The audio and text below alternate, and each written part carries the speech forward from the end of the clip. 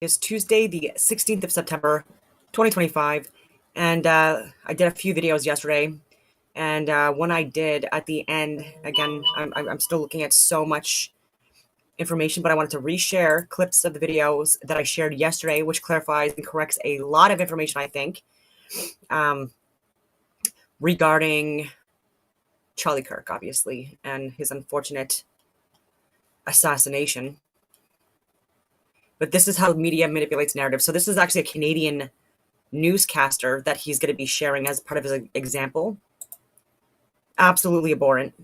The Charlie Kirk story after it happened, and then give it 24 hours and how they report on it today. Following breaking news from the United States, prominent conservative commentator Charlie Kirk has been shot at an event in Utah. So catch that. After it happened, prominent conservative commentator Charlie Kirk has been shot. Hear that? Prominent conservative commentator. 24 hours later. Let's have a look, see how they describe him, shall we? Still ahead, the latest on the killing of far-right activist Charlie Kirk in the U.S. Investigators have released images of a person of interest. It's just so egregious and in your face at this point. Far-right activist. Very different from prominent conservative commentator. And he was a moderate. There's so much misinformation out there regarding Charlie Kirk, calling him a misogynist, a racist, when he didn't even believe that there was such thing as race, that it was a social construct. Countless videos of him talking about, at that point, I think it was like the National Geographic that had published something 6 months prior to this debate he was having, and he was saying exactly that. There are so many people that are going to be so ashamed and embarrassed. Not the majority of people that have been celebrating his unfortunate death and lying about him, absolute lies that people like myself have been consistently debunking over the past week. And I will reiterate, I didn't agree with several of his beliefs, opinions, but I still respected the hell out of him. And there were and I learned so much from him, even regarding how to debate better and understanding that I had to know my side and his side before coming to the table and come with dignity and respect and peaceful, which is why I was even saying with the protests, again, it has to be peaceful.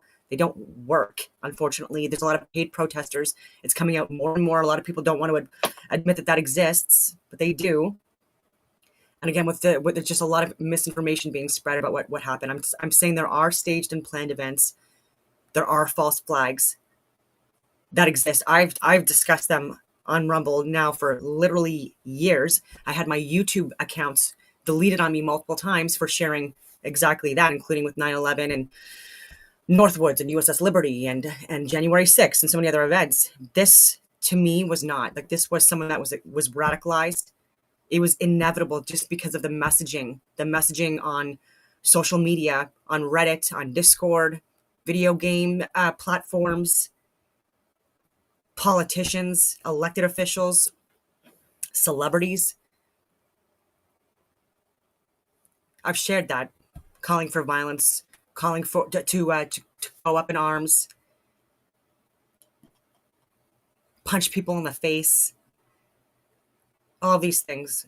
And it's largely from the left, because people on the right seem to be more conservative and traditional in their values and ideologies and the way their ways of life. It's just how it is. So more religious people on the right. And when you have beliefs in God and Christianity, again, there's that eternal love piece. And I'll talk about how Nick Fuentes talks about it, because he said it so perfectly well. But anyways, I'll let this guy speak. And if I'm being honest, out of all the conservative commentators in the States, he was probably the most milquetoast out of all of them. There are so many others that you could go after. Milo, like Charlie Kirk, Ben Shapiro, you want to throw around the label Crowder, of problematic. Charlie Kirk, like he, I just can't even believe that people thought that he was an extremist. Like, this is how ignorant people are, and they're going to be so ashamed of themselves. Again, not the majority, but there will be people on the left that celebrated his death that are going to follow up. They might have got embarrassed enough, publicly shamed, which I think can be good in certain circumstances. I'm not saying to bully people, any of that stuff, but public shaming sometimes does help open up dialogue. I could be wrong, but they'll actually look at his work and listen to his debates and his podcasts and things like that, and they're going to realize, holy shit, this guy is not at all what my echo chamber was telling me. He was actually a decent, God-believing, faithful, good man, and I celebrated his death, and that's fucked up. Like, there will be people that are going to hopefully awaken from this. Anyway, so this is the security person I was talking about. I don't know if he calls himself executive protection or close protection or a bodyguard, security detail. Actually, To maybe he says put it in the video. King and Kirk on the same. All right, I know this is a fitness page, so this will be my last video talking about the whole Charlie Kirk thing. However, because I used to be on his security team, I got hundreds of messages and comments. What about the military signals that the security guards were giving right before he gets shot? It looks like they're signaling somebody. Were they signaling the sniper? Were they signaling another security team member to go check out the sniper? What's the deal with the signals? Okay, a couple of things here. Number one, the guy in the white hat is Frank Turek. He is a famous pastor who goes around to college campuses and has debates with atheists. He is not a part of the security team. He's not any kind of military guy. He was just adjusting his hat.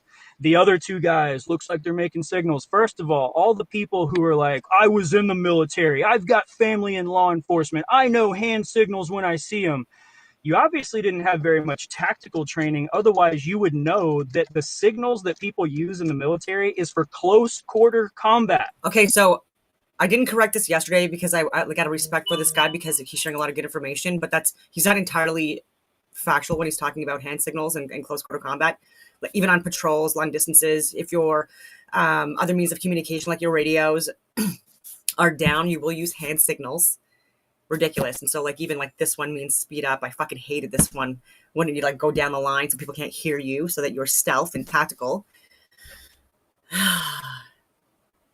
Anyways, there's a few other hand signals. I'm like, oh fuck, man, like this. Anyway. Yeah. Minor. If you're in a building or somewhere where you need to be quiet, it is a way for you to silently communicate with your team without giving away your position. You don't use hand signals with snipers because that would mean the sniper would have to take his eyes off of the target to look. Not with the sniper, but I'm just saying like snipers will move to positions and things like that, and the possibility of hand signals being utilized, and it would be a spotter and not him that would be taking his that would be the one doing the observing and communicating again with the sniper on the ground. Again, I've talked about this a little bit yesterday, but at you for your hand signal and then try to find the target again to make a perfect kill shot. There's no way that some guy took his eyes off of Charlie to check for hand signals and then instantly find his target again and make a perfect kill shot within 2 seconds. Not how that happens. So I don't know what the deal is, why all these internet sleuths are trying to figure out the hand signal thing, but that's not what was happening.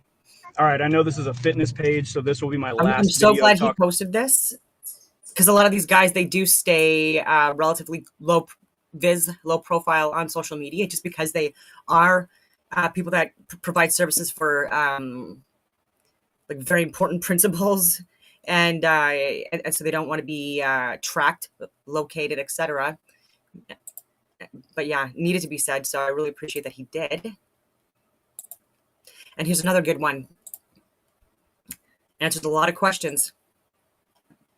So fun fact, I actually used to do private security for Charlie Kirk, not for Charlie specifically, but... So I found this one because I came upon that earlier video that I just shared. And so I wanted to confirm that he actually was, in fact, someone that had worked with or around Charlie Kirk in the past, etc. And so like I looked through his timeline, and this is what I found. Again, answers so many questions. For the company that Turning Point USA hires to do the security at these events.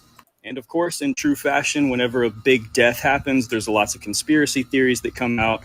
I want to address a couple of them, just having been in close proximity with Charlie quite a few times.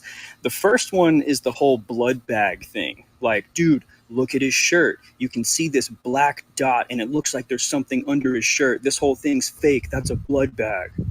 That bulge and that little black dot that you see on Charlie's shirt is not a blood bag. It is his microphone for his online viewers. He's got his own cameras going. He's got people watching online. That's a microphone for them to be able to hear what he's saying. The microphone that he holds in his hand is the one that is attached to the speakers so that the crowd can hear him. Also, that's just not how blood bags work. If the thing above his right chest was a blood bag and it exploded, you would have seen the blood flow from right there where the blood bag was. A blood bag on his right chest is not going to magically make blood squirt from the left side of his neck. That doesn't even make sense. So I don't think a lot of people understand the amount of force that comes with a gunshot. When he gets hit with that round, that black dot, the microphone, looks like it moves up to the left side of his neck, but that's not what's happening. The microphone, because of the force, flies off of his body, and then you can see the impact of where he actually gets hit with the round. And just due to the crappy nature of the cell phone video, the fact that it's extremely zoomed in and then it's slowed down after the fact, you don't really get to see the microphone fly off of his body frame by frame. And so it looks like that black dot is moving, but that's not what's happening. The other thing is like, oh, well, why wasn't he loaded into an ambulance? Why did it look like he was loaded into like a Secret Service vehicle? Those were just the vehicles that we used, and there's not ambulances just standing by at these events. And so we would have multiple routes planned out to multiple hospitals. And our job was, if a principal was injured, we got them to our vehicle and we got them out of there as fast as we could, because you can't wait on an ambulance in a situation like that. And then the last thing is like, oh, well, what about the ring? The ring like looks like it switches fingers. Charlie fiddled with his hinge ring all the time. It had a hinge on it where he could unhinge it and he could move it around and do whatever he wants. So again, frame by frame on a crappy, slowed down, zoomed in cell phone video, it looks really weird, but he played with that ring and moved it from finger to finger all the time. So I definitely agree. There's some weird circumstances around his death, but stop over analyzing the crappy cell phone video. So fun fact, I actually used to do private security. So again, that clears a lot of things up. A lot of people had questions about all of these, and so they're being clarified. And this is actually from Dr. Frank Turek's social media accounts, because he was talking about the guy in the white hat. I wanted to find out who he was as well, and verified. So this is just one of the videos he had posted. I'm gonna give you some credit. Do you mind? And I did share this yesterday too, but again, it's important that people get this. The viral accusations against Dr. Frank Turek are categorically false. Dr. Turek was at Utah Valley University as part of Charlie Kirk's team, standing with him as a close friend and mentor. Their bond was marked by deep respect and unwavering support. Like everyone, we want Charlie's assassin brought swiftly to justice, but reckless and false accusations only distract from the truth and dishonor Charlie's memory. Out of respect for the gravity of this tragedy, Dr. Turek is not available for a media interview at this time. So this was posted 4 days ago. Okay, so official response from the cross-examined team. Do you know how many mass shooters there have been in America over the last 10 years? Counting or not counting gang violence? Great.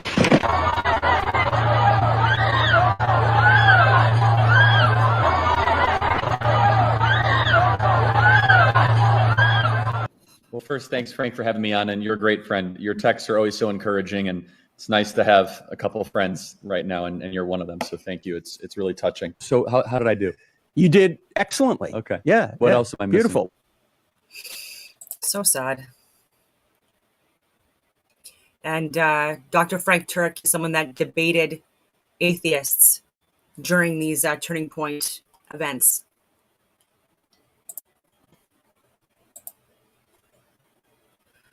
Okay, I want to keep on with Charlie Kirk. And I know that Charlie was offered a ton of money in this moment. A ton of money. Bibi would fund it, you know? And I know for a fact that Charlie denied that funding. That Charlie denied, and what Bibi did include there, he declined to go to Israel for I would describe this as like, re-education camp. We've seen it. We just need you to come out to Auschwitz and take a picture. Yeah.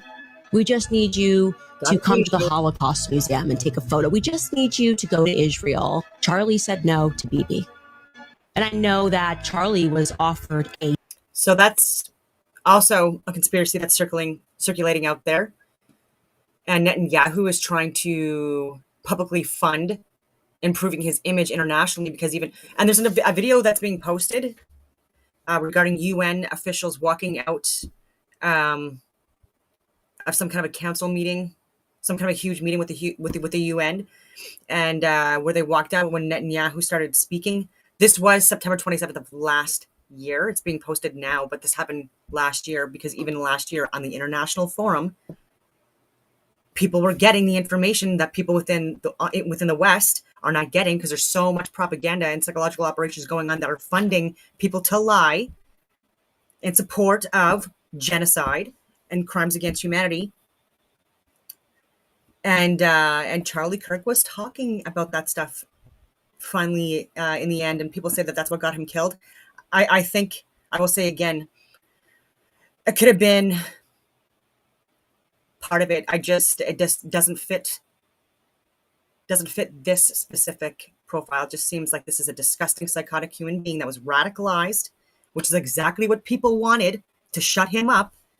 And yes, it also benefited Israel, not Israel again, because like you can't blame an entire country for people within government that are committing crimes. Just like within Canada, there are people within our government that are committing crimes that are traitors to our country. All right, but we can't blame the whole country for that, obviously. So like I've said this before, and I will say it again. And we shouldn't be blaming an entire religion for the crimes that people that they don't even accept, right? Like, so I've talked about the difference between Zionists and Jewish people, and so many. Anyways, I don't want to talk about all that stuff here. I want to make this about Charlie Kirk and unpacking some conspiracy theories that are still out there. But I just want to see what people are talking about right now here on Rumble. Yeah, I agree, Johnny Death. Anything can be faked, even right in front of your face. But unfortunately, I don't think this was. And this is a case where, yeah, like there are multiple stage and plan events, fake events that are also, unfortunately, real events. And there are more and more people getting radicalized and dangerous and psychotic. And maybe we do need to take a look at bringing back mental institutions for people that are a danger to society. And so there was other videos I want to share. So again, this one as well. Talk about race. I think this one. Is this the guy you're calling a racist?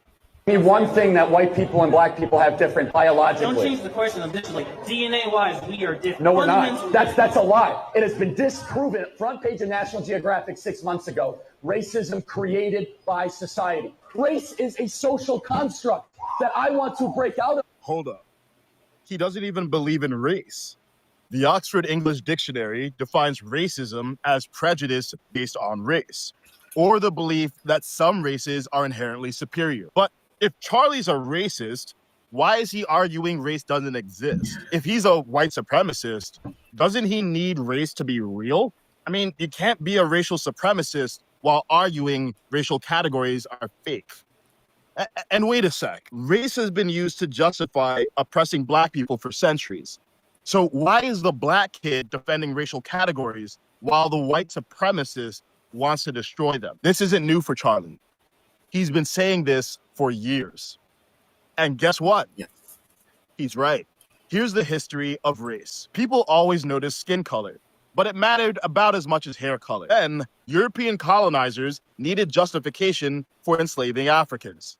So in the 1600s and 1700s, they invented racial hierarchy. The most influential framework came from Johann Blumenbach, a German doctor. He created the racial categories we still use today. Then Georges Cuvier took Blumenbach's categories and ranked them with white on top and black on the bottom. And racists ran with it. But here's the twist. Blumenbach never intended to create racial hierarchy. He was just trying to organize observable human characteristics, kind of like classifying plants. He believed we all have identical intellectual potential. He said differences came from environment and education, not biology. He was a devout Christian who believed we were all made equal.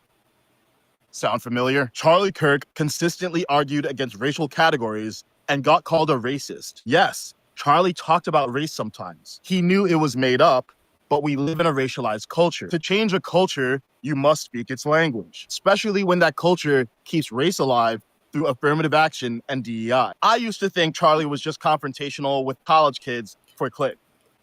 Critical race theory, DEI, like this is all stuff that has been so divisive. Then I listened to his full interview. I realized he was fighting for hearts and minds in the battleground of ideas, and he was winning.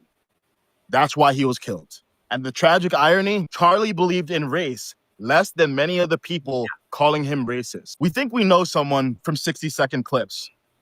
We mix news with entertainment and call ourselves informed. We judge strangers from echo chambers, and that's part of the tragedy.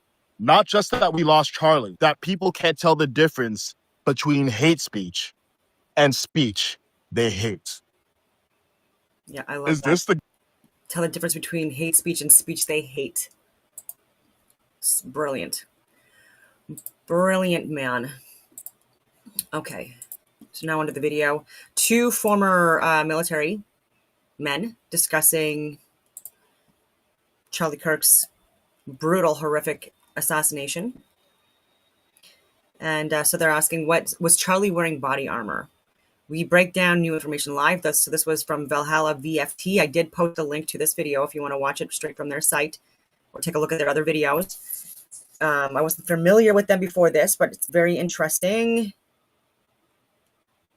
All right, I'll start from the beginning. All right. Should be live. We should be live. Welcome, welcome. What's happening, Welcome, Nate? everyone. Good to finally meet Gary. you virtually.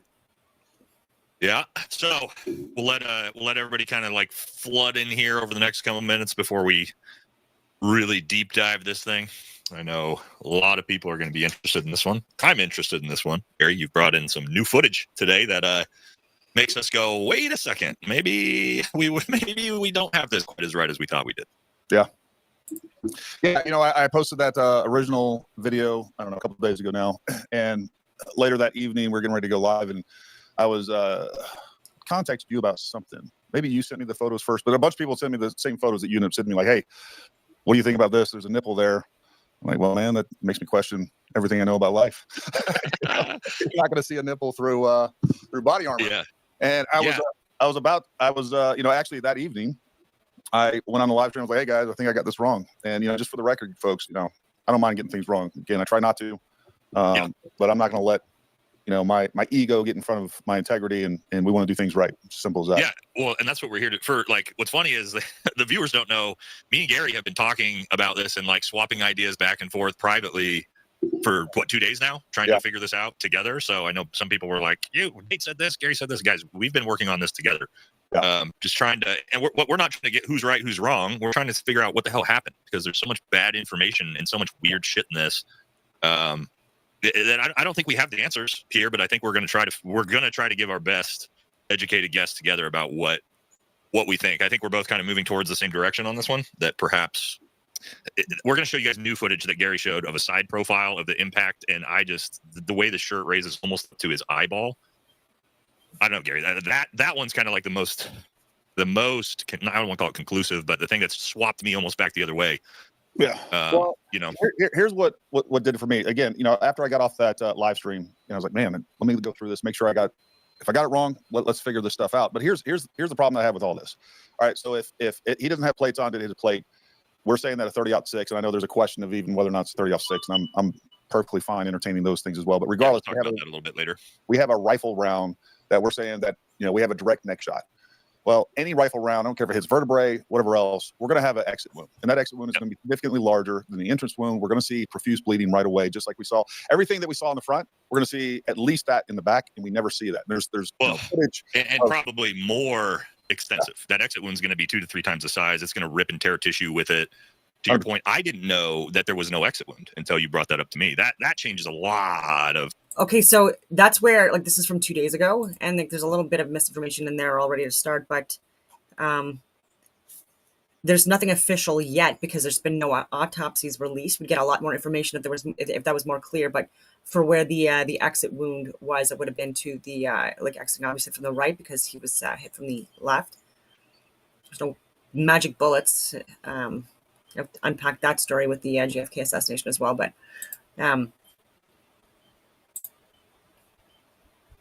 yeah, I'm still looking into that, and I was looking at it yesterday, so I'll keep this playing while I look at possibilities here for me. what information. To your point, like 30-06, I've got 2 Browning Belgian-made 30-06s. You shoot a deer in the rib cage and it's going through both ribs. So no, a human vertebrae is not stopping a 30-06 round at 200 meters. It's just physically not a thing. And for everybody else saying, it hit his collarbone. A collarbone is not going to deflect around like that at 30-06 either, or really even any. Maybe a pistol round. Right? You could maybe entertain. A high-powered rifle round is not going to deflect like that off collarbone. So let's. That collarbone was there.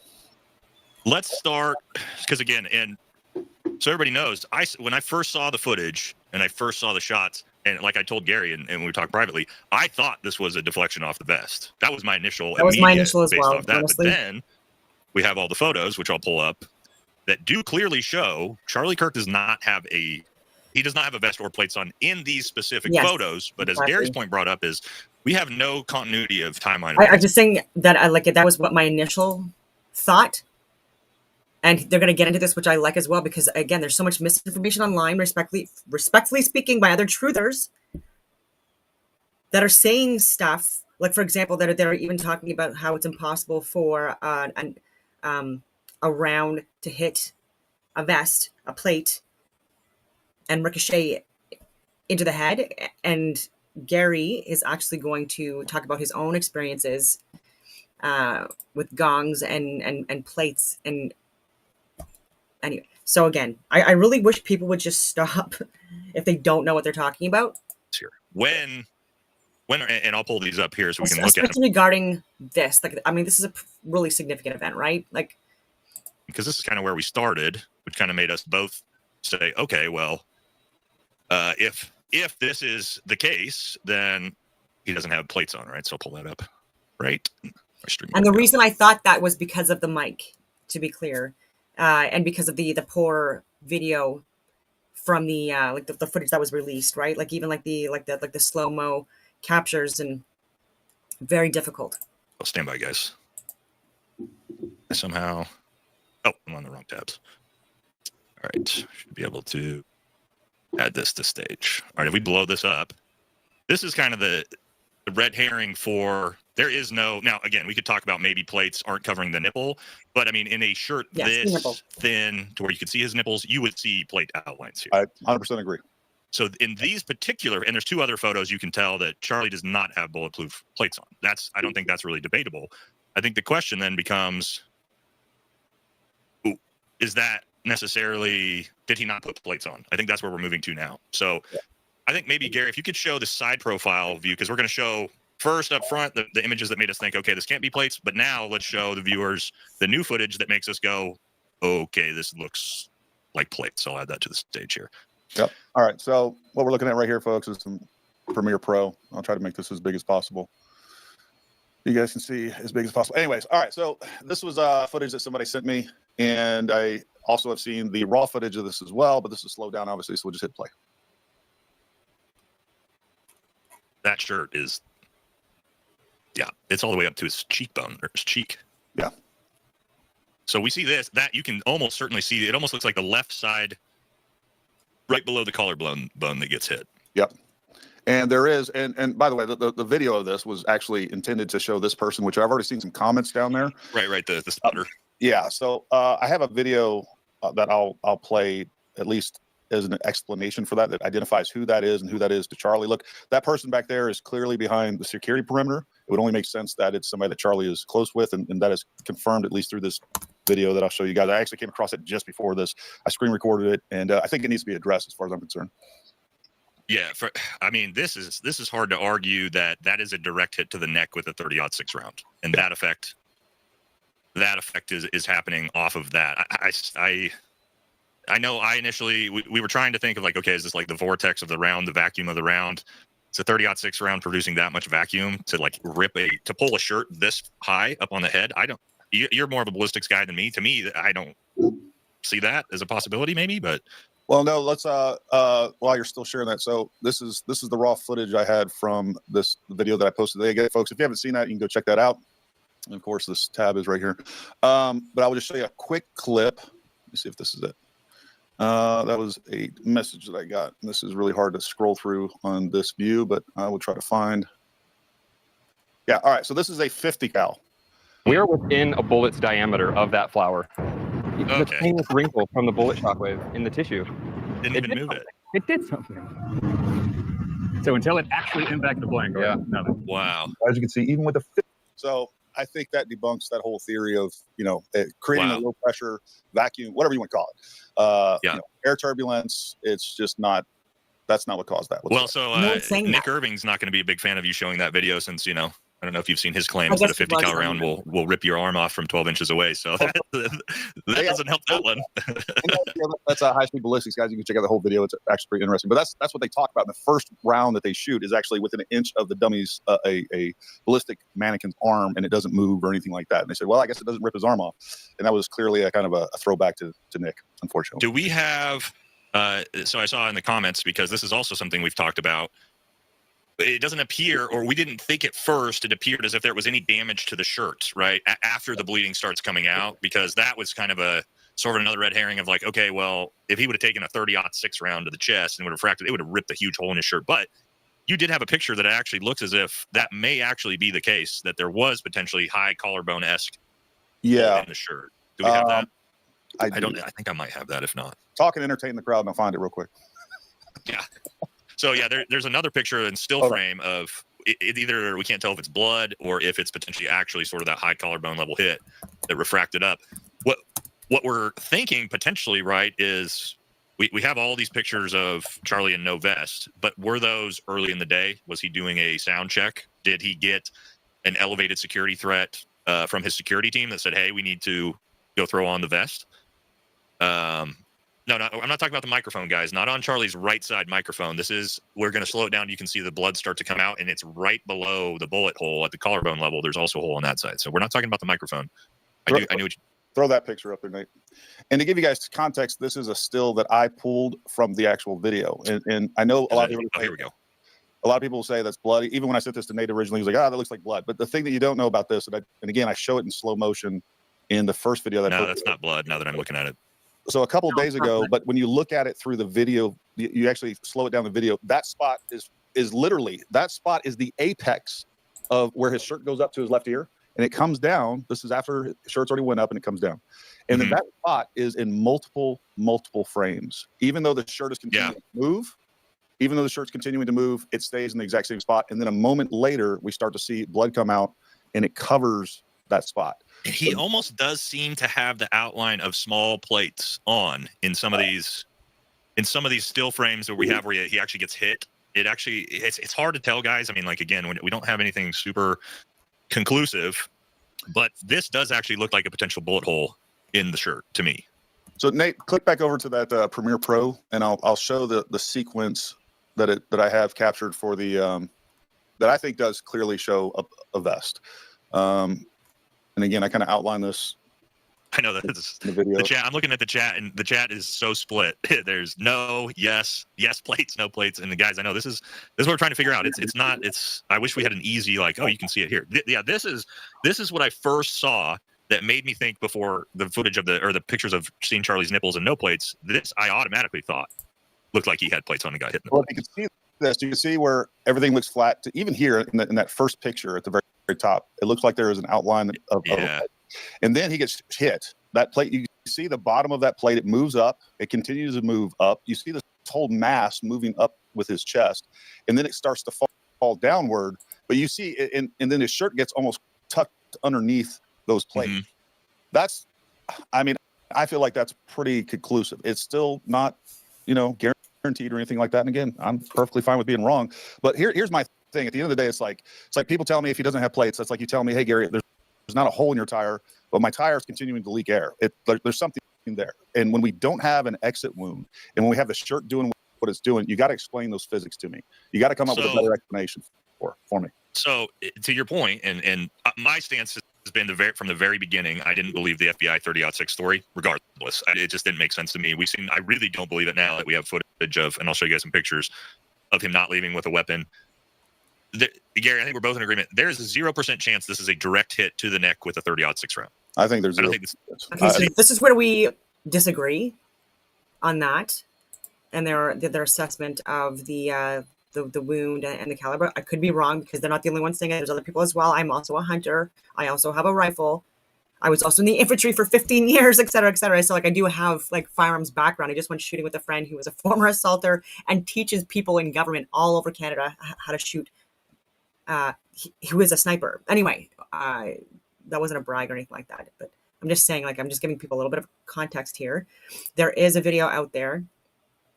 This is a cigar I shouldn't be smoking. I know it's really bad for you. Anyway, can you see a gun or not? Okay, so this is footage that I was looking at a few days ago as well. I'm just going to back it up here.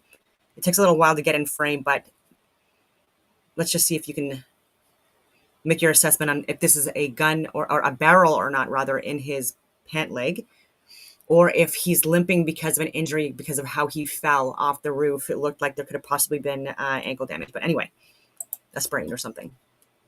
Carrying something. All right, so let's watch this part again. Here is the nut job walking, Tyler Robinson.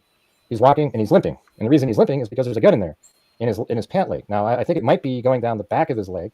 In fact, I'm almost certain of it, and it's probably just past where his knee bends.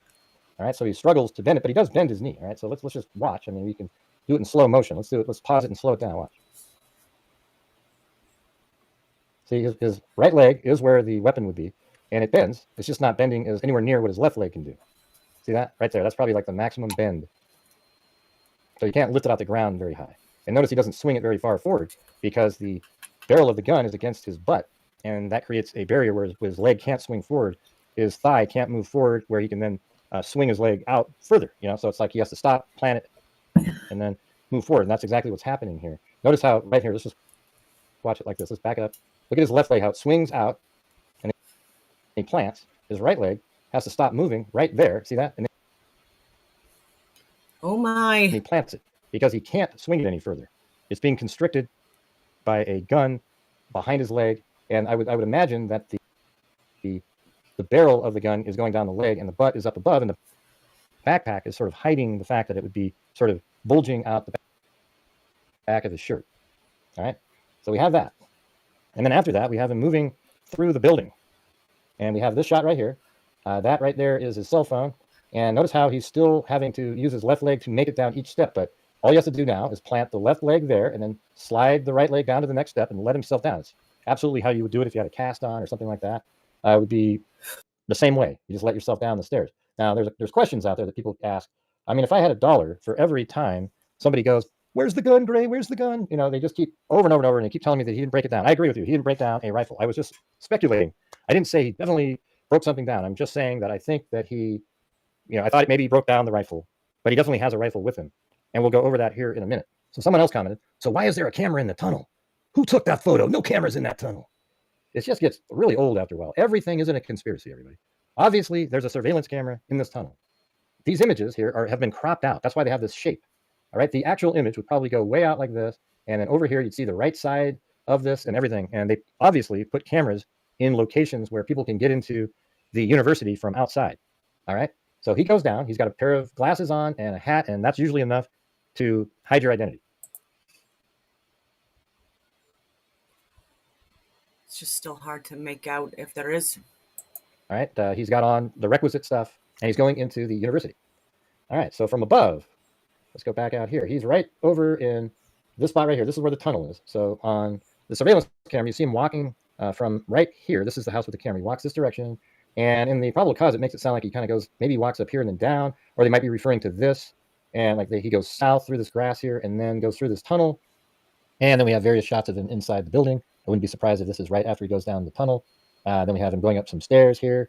I don't know. I think this is just a light colored patch on his pants, and his leg still kind of trailing behind. This is his left leg that's lifting him up onto each of the steps.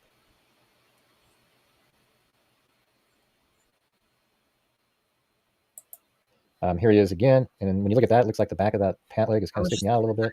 Don't really know. It's hard to tell from that angle. Very clear picture, though. Yeah, and his backpack is fully closed up. And then we look at this photo. Now, this one here is one that's interesting to me because here's the right leg. And see how there's something kind of sticking out back here? That little sort of dimple poking out. I wonder if that's sort of like the sight at the end of the barrel, something like that. But it's definitely down the back of his leg here. And he's just using, and I think it's just the barrel down his legs. And then maybe it goes underneath there. That's his backpack hanging down. So it's definitely hiding the fact that there's something underneath there. And I think the scope is inside of the backpack. All right, so I think you can actually there is some evidence here that he's got that item in his pants here. And we know it's in his pants because he hasn't taken the gun out yet, or you'd see it in this video. He comes up at a certain point. I think it's 12:15 that he shows up right here. So it's not really that far. So from right here, he got to there. And, he got in that position probably in about 15 or 20 minutes. Let's take a look at this. It says, at 12:02 hours, the suspect was recorded walking on the north side of the Losi Center building, walking with the same gait as observed earlier. So he was still limping. Suspect entered the Losi Center building through a set of doors on the southeast corner of the Losi Center building. And then it said at approximately 12:15 hours, the suspect was observed walking up the stairs. So that means he walked through this door. So he's limping. He went through this door at 12:02. And then they see him going up these stairs at 12:15. So whatever he did, he stayed inside here for a little bit of time and waited. He needed to wait until the event was about to start. He didn't want to spend too. I haven't confirmed this too much, but again, I want to get as much information that's out there as possible to possibly be clarified, and possibly give it to Candace Owens if she wants to take a look. She probably knows all this stuff at this point, anyways. But a professor at that university had apparently saw someone on that roof or one of the rooftops within like a week or two, I guess, a few weeks of the shooting, of the murder, and apparently he didn't report it. And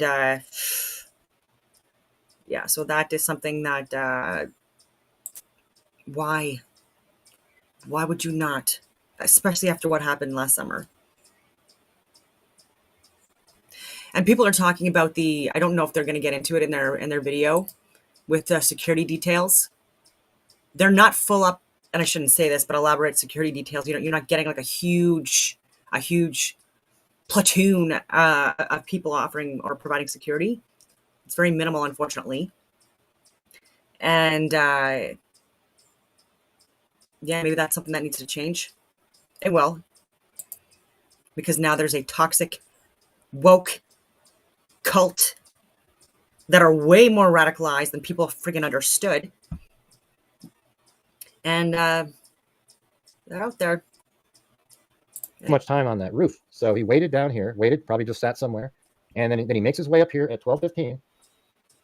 And then when he got up to the top up here at 12:15, he waited in this area for a while, the common area. And then at 12:17, he stepped over this little wall right there. And there is a wall right here too. It just didn't render out on Google Earth. So he stepped over the wall. That's when he took the weapon out of his pants and got it ready. Probably there was a scope, I would imagine, inside of his backpack. Look at, if you're crouched down, you're going to be kind of hidden from all directions. And this isn't really a place anybody would go to watch Charlie Kirk because he's over there. So then at 12:22, he stood up right here and he ran all the way over here. And then he laid down, and apparently he sort of shimmied his way over because if you can see, you can't really see where Charlie Kirk was from a little bit further over. So he shimmied his way over near the edge. And then at 12:23, he fires the weapon and it hits Kirk. He immediately gets up and runs with the weapon in his hand. And he runs around like this and then down. And we see him on the camera lay the rifle right there. And then he takes his right leg and he keeps it up there, and his left leg kind of comes down and stands on the ledge there. Then he puts his right leg down there, grabs the rifle, and then jumps off. We'll watch that right now. And here it is. You can see him way at the top of the screen up there. See that? He's running. And I'm going to go right here. And you can literally see him running through the building, too.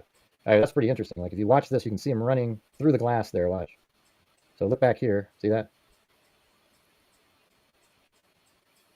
Yeah, and so what we're looking at right here is there's a camera on this building. I've shown this in other videos, but right here on this building, if you go down to right there and you look up in the air, there's the camera. See that? That camera right there is filming 360 degree the entire area. So that's what we're watching when we're observing what's happening with the shooter, etc. So this camera right here is able to show him walking around, go into this building here. We haven't seen that footage yet, but he obviously goes into the building. And then you can even see him on that camera going up these stairs. You can see him make his way to right here and step over. I mean, they're able to watch the entire thing using that camera. And then, as I said earlier, he ran across over to here.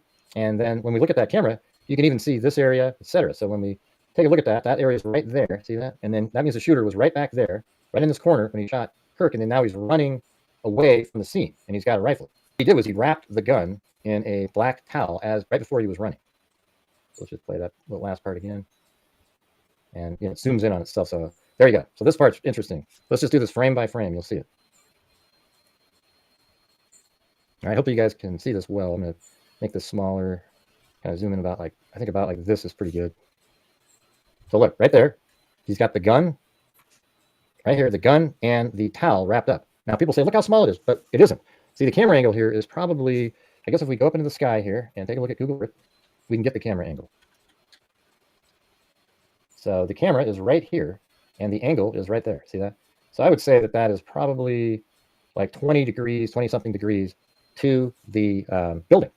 So unless he's holding the gun perpendicular to the camera, you're not going to see how long it might be. I think he's holding it away from the camera so it looks shorter. So if you look at the, back to this again, see it's not perpendicular. And so even if it's at the same angle as the roof, the gun's going to appear shorter. But let's say it's slightly counterclockwise to parallel to the edge of the roof. Now he's still holding that with his left hand. He puts his left leg on a ledge and his right leg's still up on there. And he lowers his left leg even further. And it looks like he sort of steps down first, maybe his right leg kind of hits first on that ledge. And he reaches up with his right hand. And look at right there, you guys. Can't you see it? I mean, that's the gun. Look. That's not his arm or anything. Look, he's grabbing the gun and it sort of swings up there. That's the gun.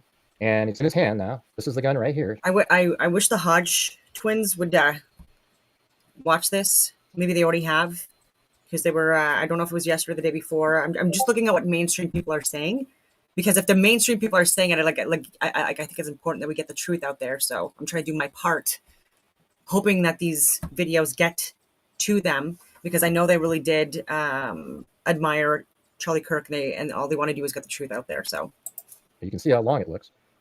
And then he swings it down. And again, there's the gun right there, swings it down. And then he gets ready to jump, and then he jumps down and it's in his hand. Now that's the gun right there. And watch, we'll just go forward. And right there, you can see it.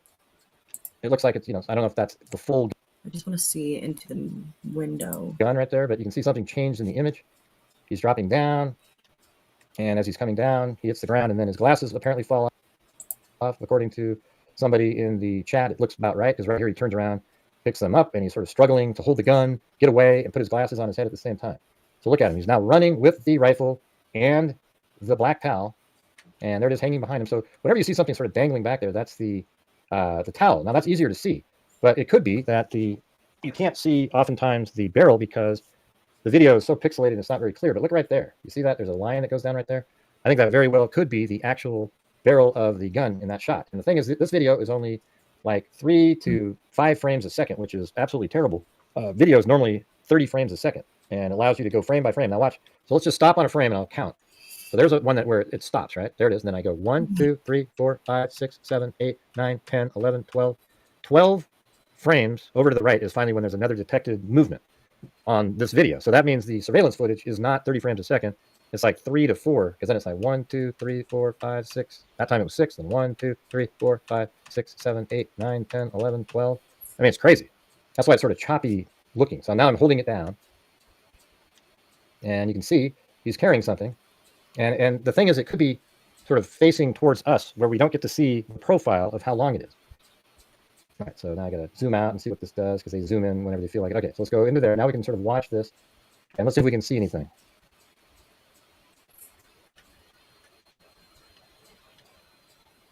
Yeah, I mean, okay, I think that's a great example right here. See, right here, he's got the gun wrapped in the black towel. He's not a lobster human with large pinchers at the end of his hands there, right? So you can see his hand's probably in there, and he's holding the rifle there almost like a soldier would, just for a brief moment as he's wrapping it up. All right, and then now you can see the loose towel around the end of it. He's really just he's struggling with it. He's trying to get control of hiding the weapon with the black towel. So there it is, swinging behind him now. See that? Right there. I mean, you get these comments in here. Let's just show these much. It's like, please tell me where is the gun? Like someone else said, he didn't have time to break the gun down. He's not the shooter. Never jumped down with a gun. I just showed you that he did. Hard to believe he has a 30-06 Mauser in his pant leg. That's an old school combat rifle with approximately 32-inch barrel, with a substantial stock. Yeah, I mean, I hear you guys, I hear you, and yet he does have it in his pants. Anyone else wondering where is the rifle when the suspect jumps off the building and runs away? I'm showing you that right now. Where's the weapon? He has no 4-foot weapon in his pants. You're spreading propaganda. Never had it jumping off the roof either. Ah, geez, give me a break. I don't see a rifle in those skinny jeans. And this person said, I'd like to know, this is just a normal question. I'd like to know how much time passed between the shooting and him jumping down. It was like a minute. He didn't break the gun down, but it's another, question about breaking down the gun. Okay. I'm sorry I even mentioned that maybe he broke down the gun, but that video was made before we had the probable cause document with the specific timing. We don't know. All right. Now I believe it wasn't broken down, and we see the full rifle, and he's hiding it. He's probably got the butt of the gun sort of tucked in and hidden away so that people can't see that, but he keeps trying to wrap the end of the gun. All right. So let's keep going through this. So look at that right there. He's like, just come on. He's trying. He's really struggling with it. I mean, look right there. You see that? That's his right leg, left leg, and something really long right there wrapped in a towel. So right now it's near his left side. See right there? You can see it right here. There's the weapon. And then he goes around the corner. I hope you guys watch this and you just realize that he does have one. I don't want to keep hearing more like, well, Gray, what about? And it's just so obvious. This is what I'm talking about. People want it to be a conspiracy. So this is interesting right here. You can see right there. That's the gun, I believe. One of these three objects is the gun. See, there's three different points there. Look, boom. And another reason why, like I'm saying, like people say that this was a hit job. Like it didn't have to be, unfortunately. This disgusting act by this piece of shit. Radical piece of shit.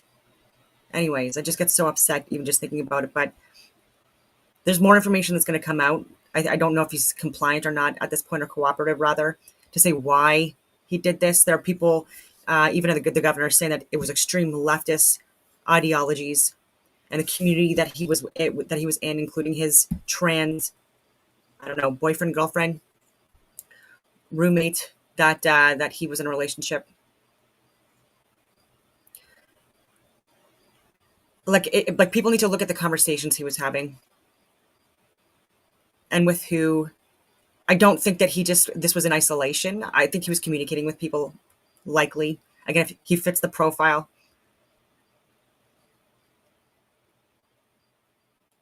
And, I thought maybe that was the gun swung back, and I think that's his leg, and it's just pixelated because of the way it swings.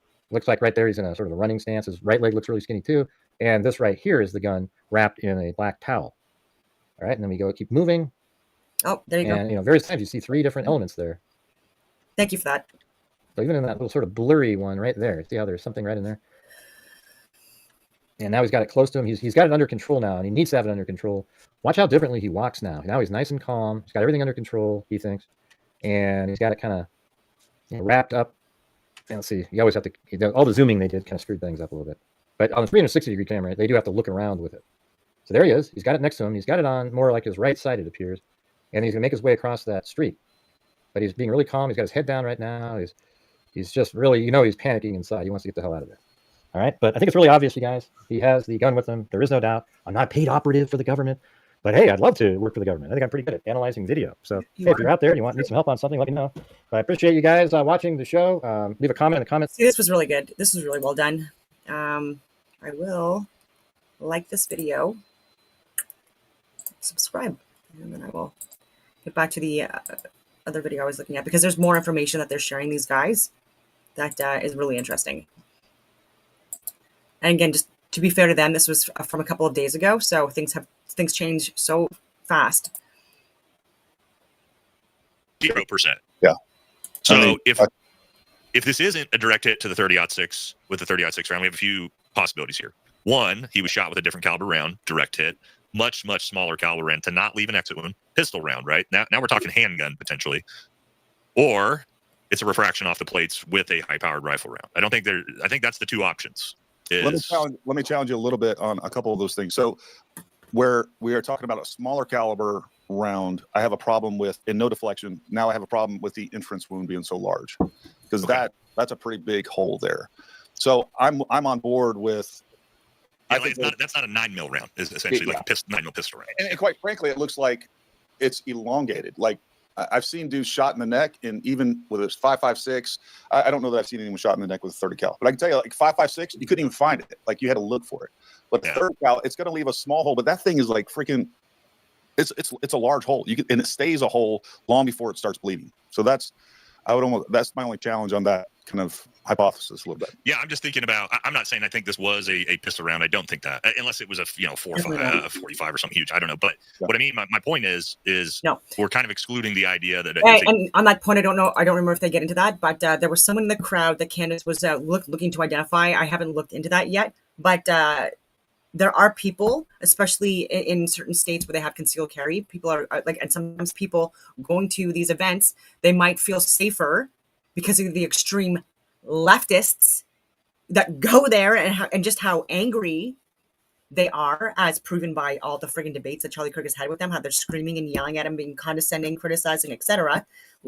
Anyway, and so if there's a possibility that this individual was didn't know if there was still an active shooter, didn't know if there was multiple shooters, more of a threat, and a possibility of just maybe could have been a veteran, law enforcement or military, and that training kicked in or whatever, and they were looking at defending themselves, protecting themselves and others. But again, more to follow on that. So I don't think he was involved in it. I don't think he's the shooter. Any of that stuff. Direct shot from 200 I'm only meters. bringing that up because Candace was looking for who that was. So actually, if you know who that was, then just go on her page and she has email addresses where you can let her know. From around the size of a 30-06 round. I don't think that's a possibility. I think we're. Let's see how come. Oh, here we go. There is some things I want to talk about with potentially this 30-06. I want to show you guys this picture. We've all seen it, and there's some things I noticed nobody has talked about that I noticed that I want to get your take on this. All right, so here is the supposed murder weapon that the FBI told us. They found this in the woods. What, 2-3 hours after the shooting, they announced it? Yeah. Okay. And the first thing I think right out the gate is, why the fuck is it nighttime, and why are you having to use flashlights to take this picture if this rifle was found at 5 o'clock in the afternoon on a sunny day in Utah? Yeah, this is hard to actually tell if it's on or not. If it is, it's on really far back.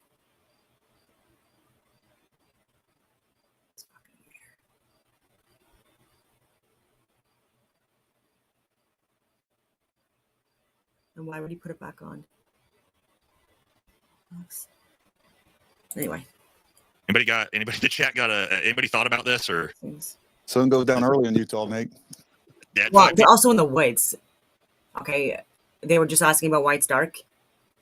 Like in the woods, it is darker. Like there's more shade and shadows and stuff like that in certain areas.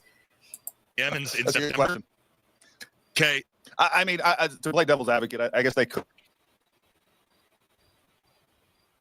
We lose you? Did we lose Gary, or did we lose me? Nope, I'm back. Can you hear me? There we go. Yep, we got you.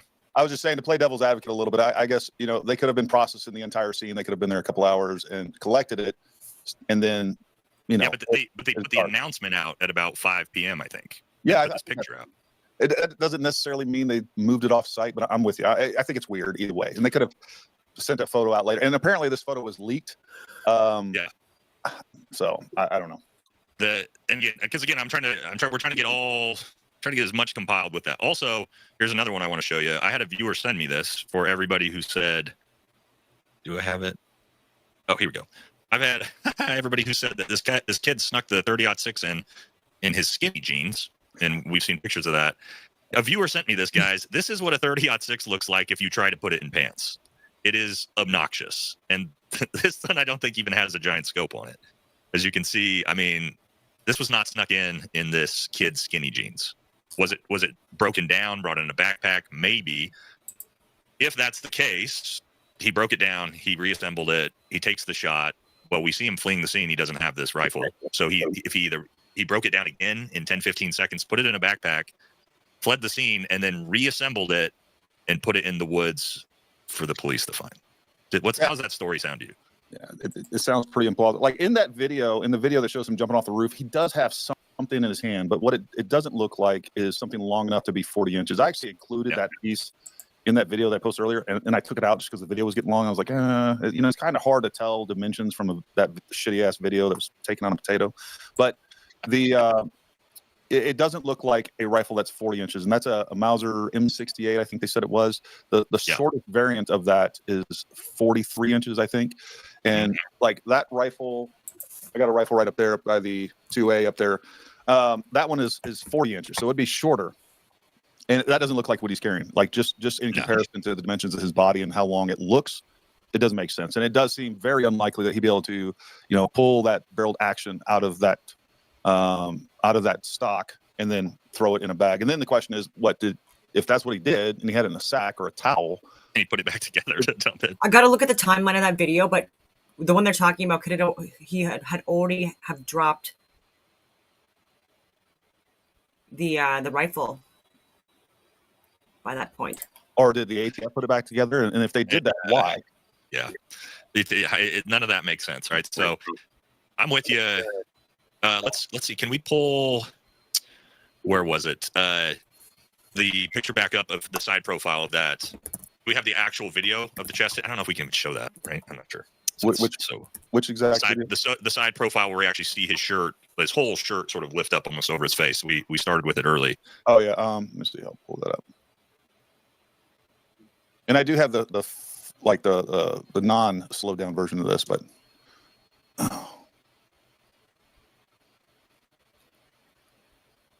think it's this one. Yeah. Oh, and I got another side profile picture we're going to take a look at here after this. Sweet. All right, let me make that. I mean I don't see how that's a direct hit to the neck with that shirt. I mean, maybe the recoil, the body from potentially getting hit in the spine, rocked that shirt up. I mean, and his chain underneath maybe impacted that as well. I don't know. Yeah, these ones lend me to think that he has body armor on. Well, plates. also not body armor, but plates, not Kevlar. You know what I mean? But those ballistic plates. Yeah, something, right? Something that clearly deflected. And, maybe it's not. Maybe it's some freak. I don't know. But the fact is I don't think we can get away from the idea that something deflected that round upward. We don't have any evidence of an exit wound. There's plenty of footage where he falls down. You can see his back. There's no blood on the back. He's already been, pouring out a couple liters of blood out of the front, and there's nothing on the back. So, none of that jives or makes sense to me. And okay, so it wasn't in the woods. It was a group of trees, and it was found in a bush. Possibly. Again, I'm still looking into this, but I just wanted to correct things. Well, accept anything that can explain those two things. That out there? So, well, I think for both of us, the only thing that took us away from thinking this was plates to begin with was the pictures of him very clearly not in body armor. Yeah. Everything else to me lends to that. Okay. So if we can explain him going and putting body armor on, I think that's a pretty easy. We come back to the conclusion that this looks like plates. But I do want to take another, because we talked about how, okay, was he out there at a mic check? And he was there early, but I do have these pictures that are very clear that we can look at, that are very, very clearly with the whole massive crowd there. Let me get these ones up. And there's some interesting stuff about these pictures as well. Let's see. This one? Those are the ones yeah, okay. Yeah, these I think are interesting because there may be let's see, here we go, share. All right, pulling it up right now. This picture, I can pull that out. This one. Oh, we got a bunch of different share screens going here, guys. All right, so see if I can zoom in on this. I should be able to. Okay. This to me, maybe we'll do a little bit less than that so we can get a good side profile. And then we're going to look at the next one that shows his back. What do we think here? To me, it looks like the left side, I kind of see a breast, maybe a little bit of nipple. But on the right side, is that a microphone pulling up? To this, to me, doesn't look like he's got chest plate. I agree. I would almost say that almost guarantees he doesn't have a chest plate on right there. And so what I want to show the next picture is, let's see, is it this way? Let's see, get through it. Did I not upload it? God, I'm going to have to upload it. If you don't have it, I do. Don't have it. All right. It's the one zoomed out. It's the same picture, but we can see the crowd. Hold on. I got it right. I sent it to you on Instagram. Yeah. There, guys, obviously he very clearly this one does not have plates on. Here we go. And you can see here, this is the middle of the show. Everyone's there in the crowd. Now I'm not saying this disproves the plate theory. I'm just saying this does tell us that at some point before he gets shot, he's sitting there talking to the crowd, full crowd, without any plates on. As far as I can tell, I don't see any The only weird possibility of plates here. I agree on the front. The only weird thing that I see, I don't know if you can zoom in the rear of him. It looks like there's a string. You're going to have to. You've got your screen if you can zoom in on it. You know what? I'll drop it into Premiere Pro real quick. Yeah. Back of the chair kind of looks like in this that he may have back plates on. Yeah, it looks like he has something, whether it's a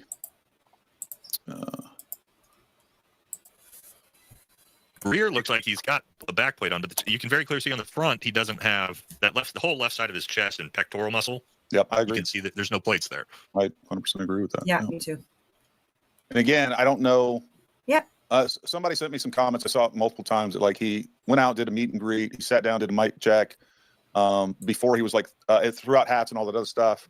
Yep. And then he left again. I don't know if that's true, or whatever else. But if we look here, what I will say, if we look at his back, like that doesn't look anatomically correct. I don't know if you're sharing my screen. I'm looking at that. Share my screen.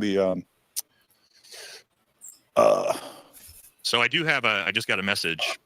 I have a guy who is confirmed was in the front row. He's the guy in the red hat. You see the guy in the red hat, guys? Yep. From him, okay? And we might have him on the show as well because he's interested in telling his story. He said, he just messaged me and said, there was no sound check. He arrived to meet some supporters, then came out to the crowd. He did not have plates on, and I swear that he was shot with a pistol. This guy, I don't believe that. I don't believe it, but it still needs to be investigated. Still needs to get it. But I don't buy it. I think he's confusing things because of the guy that did have a pistol in the crowd. And that moron that was trying to take, I don't know, that try to say that he's the one that shot Charlie. And this guy was investigated and released. And he's like an agitator, crisis actor type that goes to so many different events just to instigate. Get a fucking life, some people. Unless he was a supporter and he was there to support. But it doesn't sound like it. Again, that's from someone there. Front row, gentleman in the front row. So if that's the case, right? And again, we're trying to figure all this out. It looks as if, he doesn't have plates on. But what also is weird here is Charlie was very well known for wearing plates at these events. Yeah. As far as I understand, right? Is that what you've heard as well? It's just, I don't know if you can see my but it just look how far out. Like this is the back of the chair, right? I don't know, maybe it loops or something like that, but it just looks like this part right here is just really out. That's why I got one of the reasons why I had that assessment. And anyways, a fly there or something. Yeah. And I've actually had people message me on X saying the exact same thing, that are close to his team at least and do know Charlie. Yeah. I've heard that as well. Again, the message I got, to do our best with the information that we got. So the exact message I got from this guy says Charlie wears his plates pretty much all the time now. I've heard Erica insist, but he refers to his favorite vest as being stealth, whatever that means. When I have confirmed 100%, I'll let you know, because I was asking him, hey, you claim to know this guy. Can you confirm whether or not he had plates on during this event? And he said, they said the gentleman, he's in the black shirt, red hat. I'm talking to him right now. And he said he's a law enforcement officer, retired after 21 years. So yeah, I mean, that's very, very interesting, right? From a timeline of events. Also here, we see the crowd. It makes it even more and more complicated, right? I should say, because now we're going, okay, well, but also I do agree with you when I look at those pictures and I look at the impact of the shot. I don't see how it's possible that didn't hit him in the chest.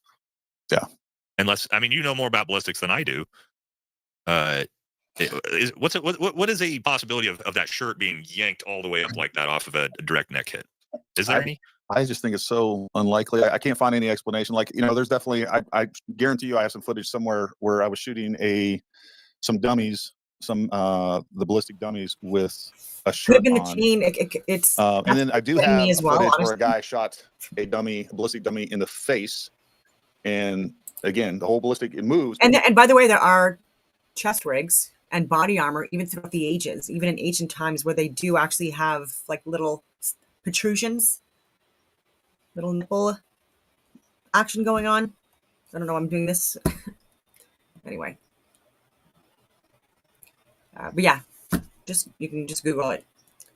Nothing happens to his shirt. Like I can't explain that. I don't know that. And again, it doesn't look like there are, again, it looks like there are, no body armor. It's just like, it's just so out, and like, I don't know, but it could be like the chair itself could be like more of a lip, and just back fat. I don't know. my other big problem with all of that is, well, why don't we see an exit wound? To me, that's a huge red flag. No exit wound on a high-powered rifle shot on a human being in the neck. That's not physically possible. And I've seen people say in the comments, because there is a picture with where he's wearing a chain, it looks like, and I think it's a cross in there. Yeah. Like there's no jewelry, there's no microphone equipment. You can see his tiny little studio mic, right? The little one. Yeah. But that's I don't think anything would explain that's a little foam microphone that's an inch long. Let's take some super chats and see what the community has to say, huh? As we rack our brain against the wall with this. All right, Lingo. I don't know whose or whose. We got stuff from both sides of the chat, so we'll just read them off. Off topic, but there's a reason you aren't on Twitter. Also, no exit wound, and how I knew he was gone before the initial announcement. Are you on Twitter? I'm not on Twitter. I'm on Twitter. Oh, so that's for me. I don't know. I honestly, every time I try to figure out how to use Twitter, I don't know how to post with it. So I don't use TikTok, Twitter, Rumble, or any of that stuff. So I'm on Instagram and YouTube. Thank you, brother. Krogniak, $20. He wasn't wearing body armor. He was shot in the back of the head. So I've seen this one. I think this is pretty easily disprovable. We can talk about it. People think that was an exit wound out the front. The neck wound is the exit. You can see the bullet from slow frame. You literally drew a circle around it. Nothing about that exit wound tells me that that's an exit wound here in the front. If you've seen an exit wound, guys, it usually tears and rips flesh, and it is an ugly business on the backside of an exit wound a lot of times. What's your thoughts on that, Gary? I mean, maybe it could be an exit wound for a 9mm, but the thing is, what we're left with is like, well, where's the evidence? Rock of the chest. Well, even like getting hit in the back of the head, there's no trauma. I think that trauma would be obvious. The other thing too, you can see the bullet. I've seen this in a lot of comments, folks. With these phones that are filming in 24 frames, 30 frames, 60 frames, 120 frames, it's scientifically impossible that you will catch a bullet in any frame. Like it won't. It would be a blur that you wouldn't even be able to tell if you even saw it at all. You won't. Like I know in like the Trump during Butler, there was a bullet caught mid-frame. Those are I don't know if those were real. Well, it was a guy shooting. I don't even remember his shutter speed, but it was like in the hundreds of thousands. I don't know. Like you're not going to catch a bullet flying through the air or even exiting a person on any of these things, right? It's just not going to happen. Yeah, I don't think that to me. I mean, again, I don't think either of us are claiming that we've got this thing figured out. I'm open to all possibilities, but that one I don't see either. Yeah, Anthony, I don't believe could the lift be a cross necklace he wears? Real photo of the actual bullet. But how does the necklace lift the whole shirt up if he's hit in the neck? Maybe the shock of the body, but is that? I don't know. I don't think it sounds plausible. I don't think even the hydrostatic shockwave that is going to be going through his body. I don't think anything like that we're seeing there, a shot to the neck, would generate what we're seeing. I mean, like the force. Yeah, like everything that I'm seeing, where like this whole thing goes up and back. Man, it looks like he's getting shot with blades on. Like that's the only thing that really makes sense to me. But if that's not true, I'm open to everything else. 123. Toast Charlie, and your generosity, Nate didn't agree with him either, but it's a tragic loss. It's absolutely horrible. If you're not a terrible human being, you feel that way. Right, Panda, took a little to appreciate your channel since it did expose people I supported. Thanks for your service. I mean, we're trying to get away from that, guys, man. I mean, stolen valor sucks, and we keep people accountable, but that's not really what we're trying to do anymore. So, especially after this has like kind of been kind of eye opening for a lot of people. That maybe we need to be kinder to everyone. Right, Kraken Tactical EDC. Okay, might sound crazy, but remember what Blank did with the pagers. Could something similar done with this microphone? Microphone's on the other side of where the exit wound was. So no, I don't think so for that one. Thank you, brother. Macarco, $5. Any thought on the shooter missing and what hit him was a ricochet? That's exactly what we're talking about. It's a ricochet off of potential ballistic plates. And then once we get the super chats, Gary, we'll talk about what's that? I think he's asking if it hits something else completely. Oh, I don't think so. That would be. That would be one hell of a. Yeah, I mean, anything's possible. It's possible. I doubt it. But I think it would have had to hit metal or concrete not even concrete, I don't think, and some type of piece of metal, which you would have heard. A 30-06 round hitting metal would have sounded like another gunshot going off, which you don't hear. You just hear the snap and the sound barrier being broken, as far as I can tell.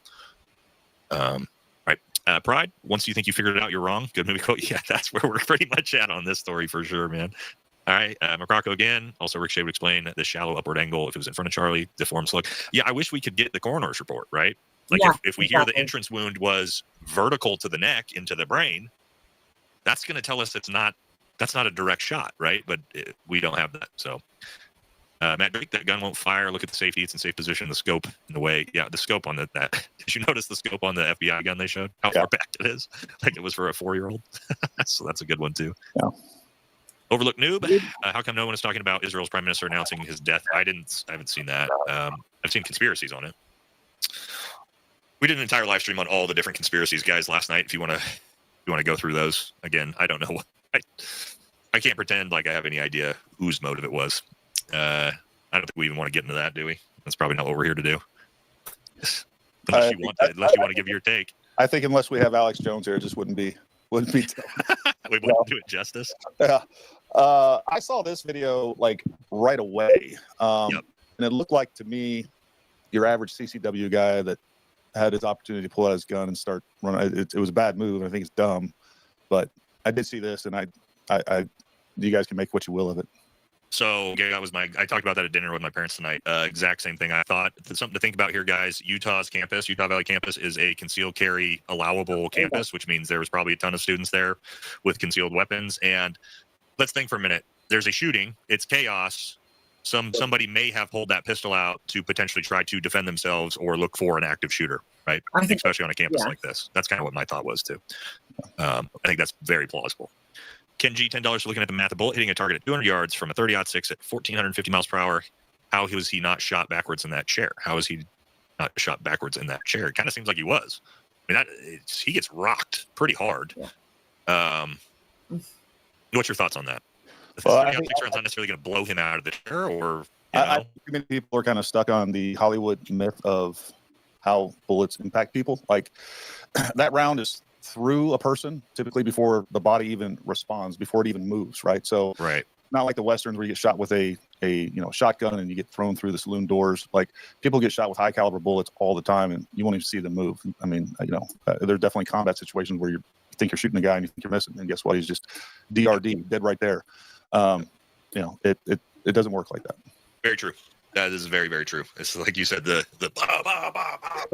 John Wick movie scene as each bullet hits you is not how it works in real time. You dorks legit drew a circle around the bullet, did we? Okay. No, they didn't. Our bad, buddy. I didn't draw a circle. I don't know what you're talking about. I think they're talking I about didn't the see a mic. bullet, but maybe. Gary Hughes investigates a new video out that shows him jumping from the roof and leaving the scene and claims you can see the rifle pretty clearly. Not in any footage I've seen that you can see a 30-06 rifle clearly in his hand. If you got a link to some clear footage of that, I would love that, because that would figure a lot of things for us.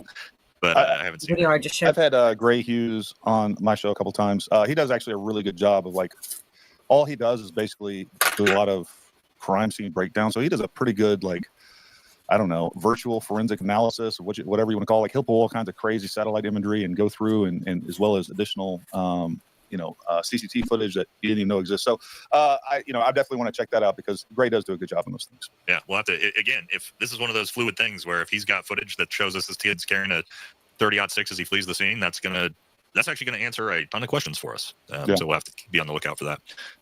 The scope appears not to be attached to the rifle. I think it is. It's just attached like 4 inches back further than it should be. Joe, no offense, but I thought I saw a video where the exit wound through the neck was clear.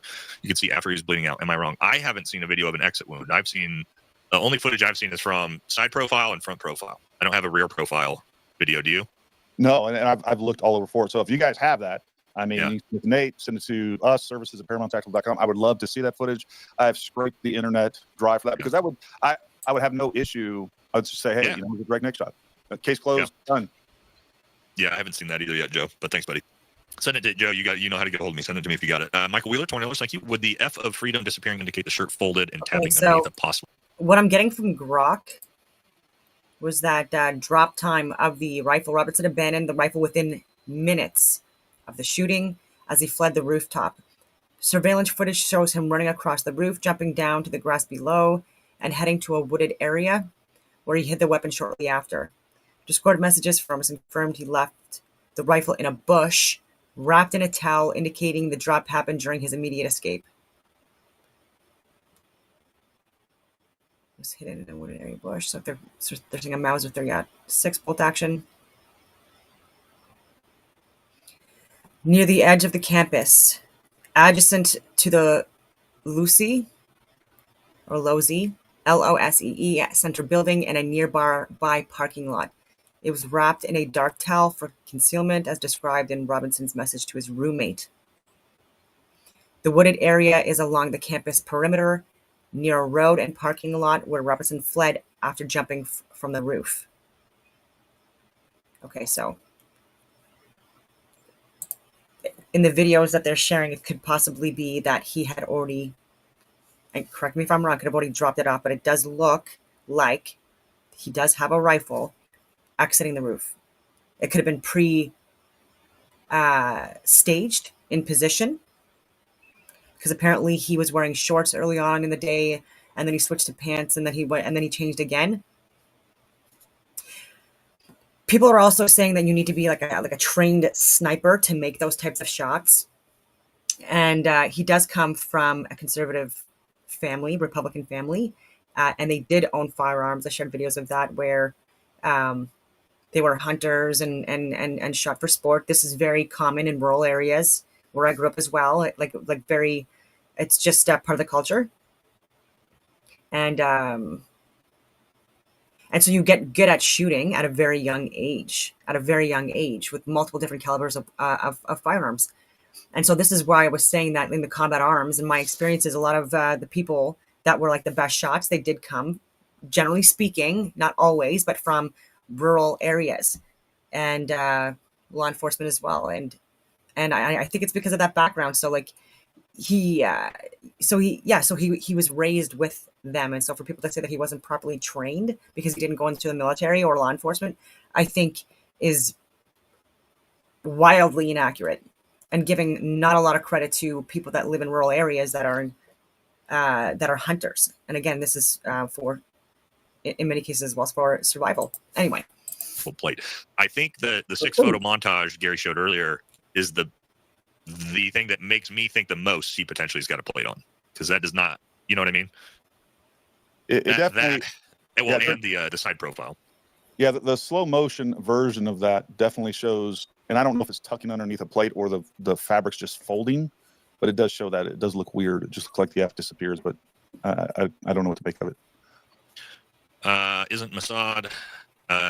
Yeah, I mean, that gets into the conspiracy side of things, right? It's interesting when I've seen people say this guy was an inexperienced shooter because he shot him in the neck, but then there's also the people saying that it's very symbolic, right? Charlie Kirk's power was his voice, and shooting him in the throat was actually a symbolic gesture. Guys, I don't know, man. Like we're in the realm of severe speculation on that. All right, Racers Creed Diesel Auto, $20. Thank you very much. Why does it look like the bullet is intact behind him in the picture with the guy holding the cell phone? Everybody keeps saying they can see the bullet in that frame. Maybe you could pull this picture. I don't know what picture we see a bullet. I'll keep moving through them as you look for that. Deflection similar to the Reagan assassination attempts and bullet becoming a disc shape. Yeah, I want to get your take on that, Gary. I'm not a ballistics guy. I was a commo guy. And once we hit this done with the super chats on refraction of the bullet off plates, like what? I'm not saying that I don't know enough about it, but like, is that common? Is it likely, right, for something like that to happen? For refraction as it comes off, as I thought the round used to splinter, but if we're talking about a big high caliber round, I'm no expert on that. So maybe you could help us maybe break that down a little bit on your thoughts of, a bullet refracting off those ballistic plates. So these plates right here are actually a video that I did on just this, right? I was actually testing steel and ceramic plates versus some composite plates. And what these are right here, I actually had the dummy in a head right here, and I had the plate angled at this angle, and I was hitting steel at an angle, and it was bouncing it directly into the head of the dummy. So really? Yeah, they do, and I recovered those bouncing it right into the head of the dummy. Obviously, not every time, I don't think. All right, and so there are people online right now that are saying that is impossible, and I'm saying it's not. Bullets, and you can see, and I probably need to do another similar testing to that. Not impossible. I think that's absolutely possible. And there's a little bit of me that I think that even potentially, I think there's a low chance of this, but even if it was like soft armor, the way that Kevlar works, you know, it stretches and catches the bullet. And if it was catching the very top edge of even possible soft armor, it would, instead of it may deflect it upward. I don't know about that. That is speculation, but we can definitely bounce rounds off plates into people. And yeah, I mean, it happens all the time. Like that's one of the reasons they've kind of gotten away from metallic armor is guys up in turrets. Yeah, we're using ceramic typically now, right? Well, even ceramic. So I did the same testing on ceramic. It'll deflect off ceramic just as easily as steel. But typically, Like some rages won't even let you use plates, gongs, whatever you want to call them for shoot for on the ranges, and because of that, right? Especially with other people on the ranges as well, which is so interesting because like we shoot with gongs all the time. The amount of times I've shot, and anyway, and there were rarely ricochets, but the ricochets were happening honestly if people like were like missing and hitting more like the frames.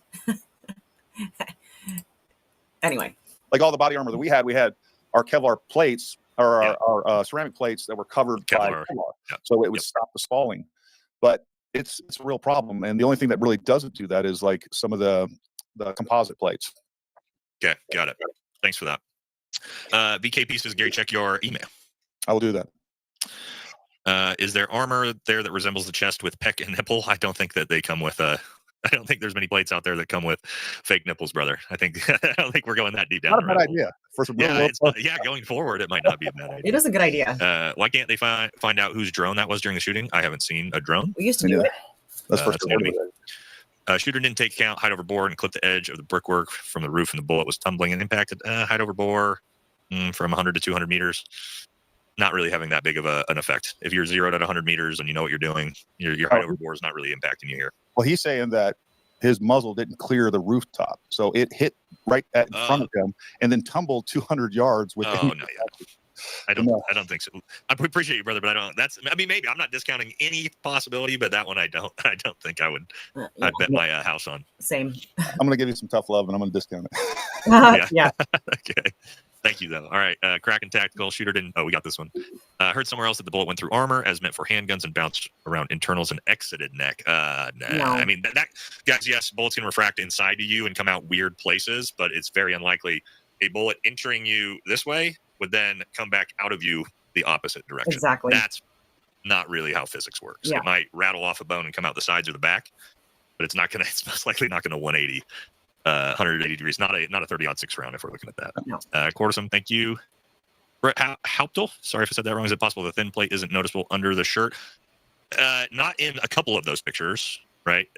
He's got that thin athletic shirt, but in the ones where we show the impact and everything where he's being shot, I can't tell if he's got plates on or not in those. There's nothing that tells me he doesn't have plates on in those pictures, Gary. To your point, it almost kind of looks like he does have plates on. Yeah. All right. He really wants you to check your your email. Oh, I got about 300 emails to go through on this topic alone, but I will get to them. All right, we're trying to get this. Now I didn't realize how many people we had watching the stream. Wow. Thank you everybody for showing up to listen to me and Gary pretend like we're super experts. Hopefully we're doing some justice here. But we're going to have to try to blow through super chats here, all right, guys, because otherwise we're never going to get done. But thank you very much. All right, guys, an act of God. Charlie had to. Nah, not going to read that one. Too much there, bro.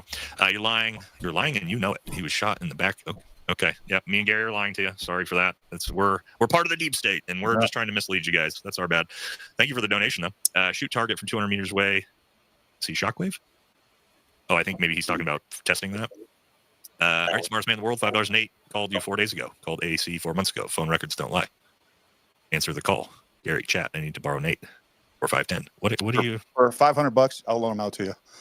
For a full hour. I don't know, man. I have a business phone. I don't pick up all the phone calls, brother. Sorry. Message me on Instagram. It's the best way, or email me. It's the best way to get hold of me. Quit Toxic Ronin. There are companies that make spandex shirts that have plate pockets. Yeah, but also you would be able to see. But we're talking about ballistic plates, guys. Ballistic plates are through a shirt, right? From that very zoomed in angles that we have, the side profiles. There's pictures you can tell he doesn't have plates on, and there's pictures you can't tell if he has plates on, in my opinion. Gary, what's your thoughts? No, I agree. I definitely think some of those pictures, it makes it very unlikely that he was wearing plates in some of those pictures.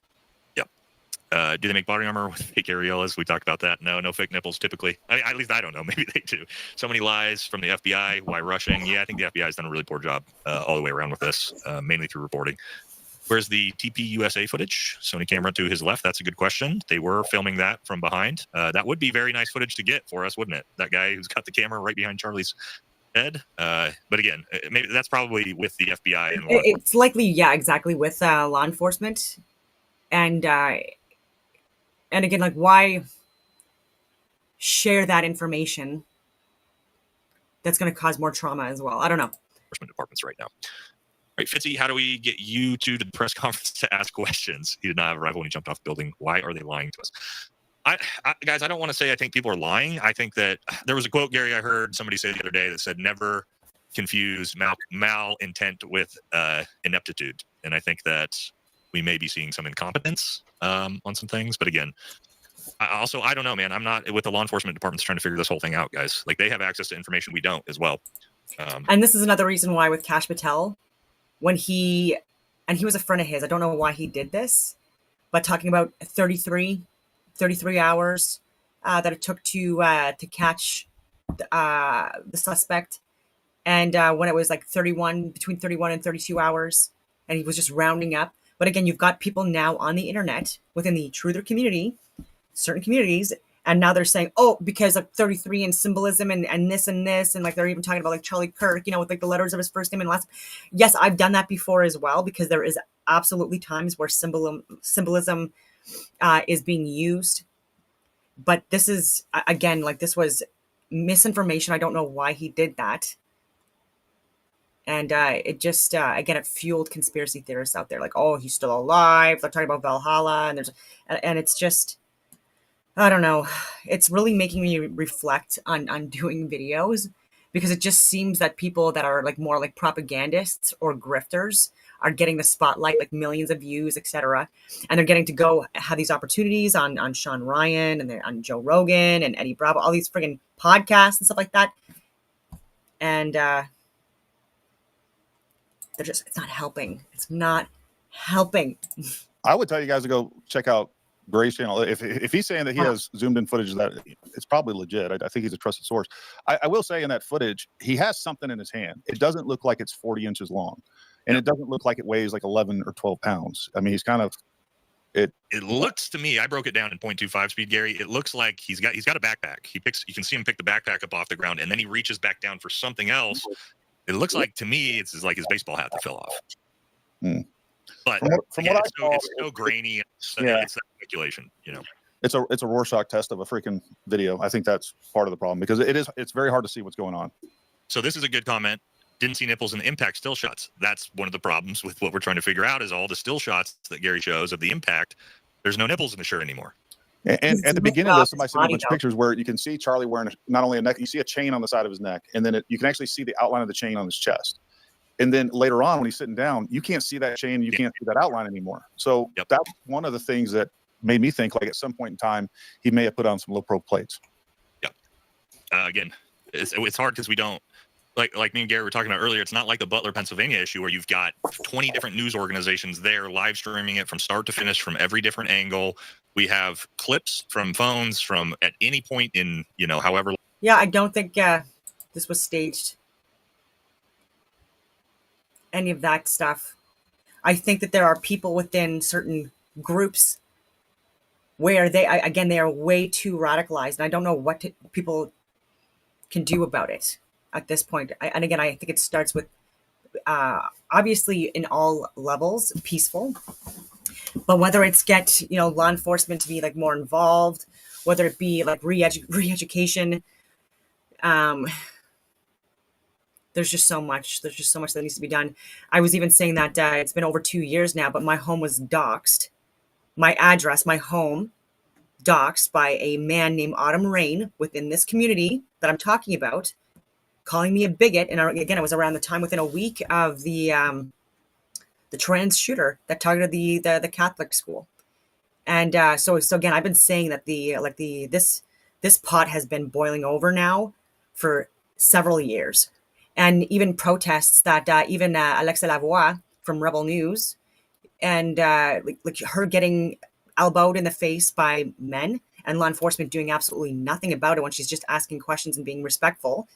And she's a journalist, a reporter that's reporting on protests and counter protests, which is her literal job, and getting assaulted multiple times. And then even with like flags being taken off of people, Canadian flags, and burned, and graffiti on streets talking about, like essentially saying that cops, like a good cop is a dead cop, like just crazy things like that, and no one getting arrested for things like that. Because, like, again, yes, there's such thing as free speech, but inciting violence, like, there are laws against that. And there are repercussions, by the way, for your words. When you're celebrating an assassination, like a psychopath, you deserve to be fired, respectfully speaking. And so there are a lot of people getting terminated from their positions because of that, and rightfully so, because that isn't free speech. Like, like it's frustrating. And there are other reporters out there, or people in mainstream media, or independent journalists like Megyn Kelly and Tucker Carlson, et cetera, and other people that are giving examples. What's his name as well? Ben Rao or something like that. Anyway, where even fire bombs that killed dogs, their neighbors' pets, like targeting their homes when they have like wives and children, or husbands and children. This has been very violent, largely on one side. And I've experienced it for myself, is what I'm saying. Even though I don't have a lot of followers, I have over 10,000 followers on Instagram, but I'm very shadow banned and censored. And even just to look at my feed, you have to be following me. You get warnings. You have to type out my full name in order to even see my profile, to even add me. And because of my stance on protecting children, regarding the woke DEI critical race stuff that's being taught in schools, I think this is causing a lot of harm, when they should be focusing on things like mathematics, maybe some philosophy in there, maybe some religious classes in there, maybe some arithmetic, geography, history, actual real history at this time, maybe. But there are so many woke, radical professors, even post high school, unfortunately, and they refuse to listen to people that question their ideologies. Big rant, but long that was, yeah. that like, was that the start? Swatting, that was another thing that's happened to me as well, and countless other people. It's absolutely disgusting. So this is people calling in law enforcement and completely lying about people, even saying that they have guns and they're going to murder, all the complete fabricated lies. And then even bragging online that they did it. Even actually a mother with her children getting arrested in front of her children. Complete fabrication by people on the left. And it was bullshit. This is insanity. Like, these people needed to be parented better. And they need people in their lives to parent them. Like, I even said this years ago. We need to bring back Mr. Rogers. Like, oh my goodness. Parents do not have control of their kids anymore, and it's so abundantly clear. And I actually can't even say that because even with Tyler Robinson, like, he came from a conservative Republican family, believed in God, and he was radicalized post like when he left his parents' home. And a lot of students are getting radicalized more and more, and you're seeing before and after photos that people are posting online, thousands of them, and becoming more Marxist, communist, atheist,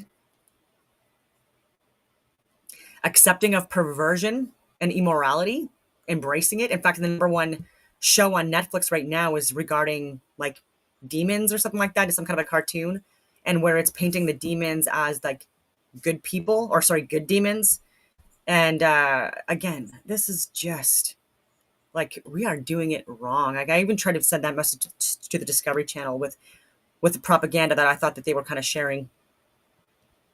But they had good, they have great shows as well. So again, it's not slamming them, but how messaging is important.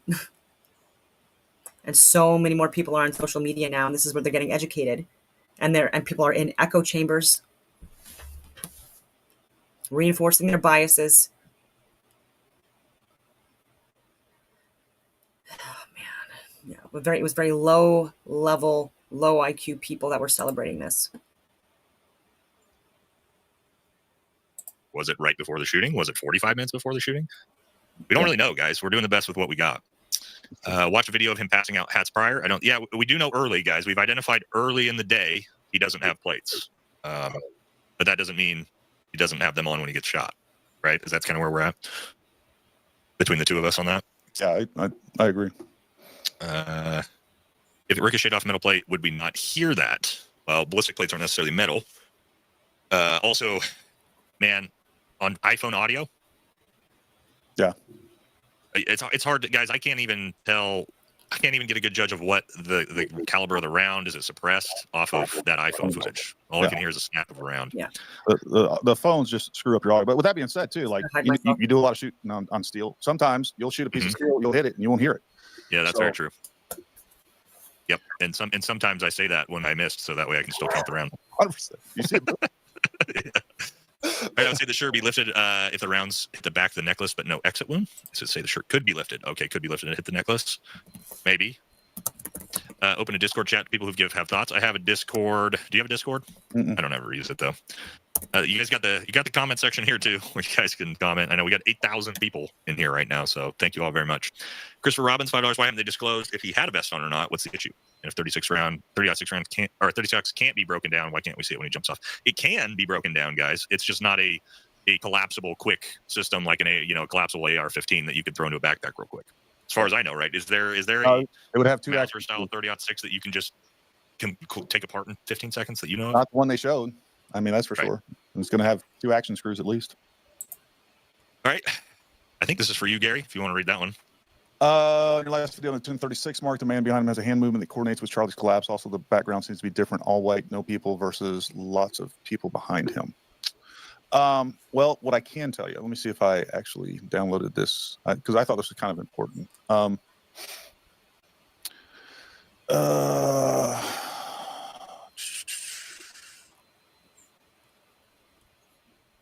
Was it this one?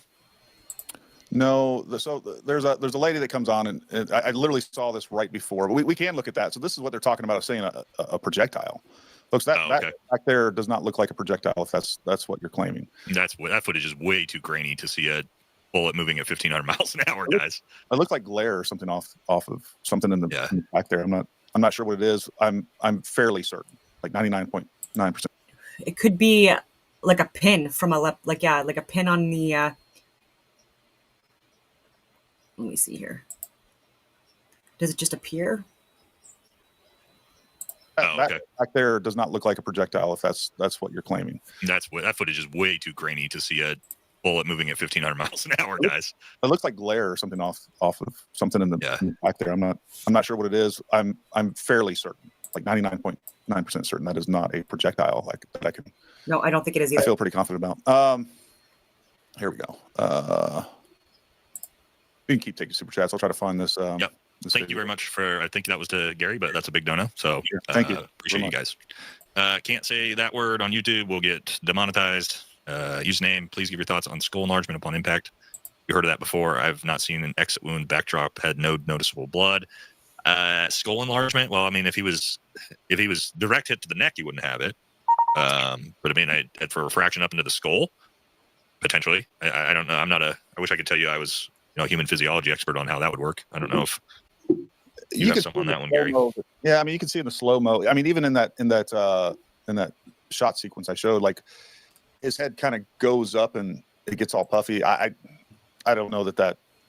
That's so fast though, too. Yeah, like it's. I don't know. We only have we have a 1 second frame of him getting hit and falling over, so that'd be really hard to tell in that amount of time, I think. Yeah.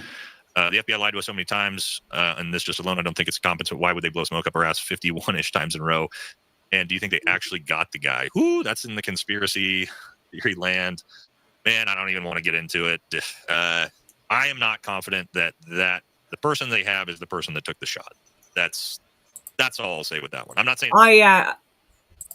tend to disagree with them on this, but again, I'm to give them the benefit of the doubt. This is from 2 days ago.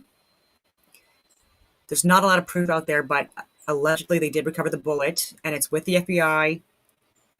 It's part of evidence, and apparently they did test the rifle, and they were able to match it to the rifle casing, and so that I do believe has happened, and just with conversations like that were via, I think they said text message as well, but at least via Discord messages on social media platforms. This was something that was, again, planned. My God. Yeah, so premeditated. Multiple accomplices involved in the radicalization. So, yeah. It's not at all. I'm not willing to bet my house on it. I would say that. I don't know, Gary, if you got thoughts on that. No, I think that's fair. I mean, I don't think, and I talked about in the video, like I've been extremely disappointed with the FBI under Kash Patel. I mean, it's. Yep, and that's, yeah, I am too.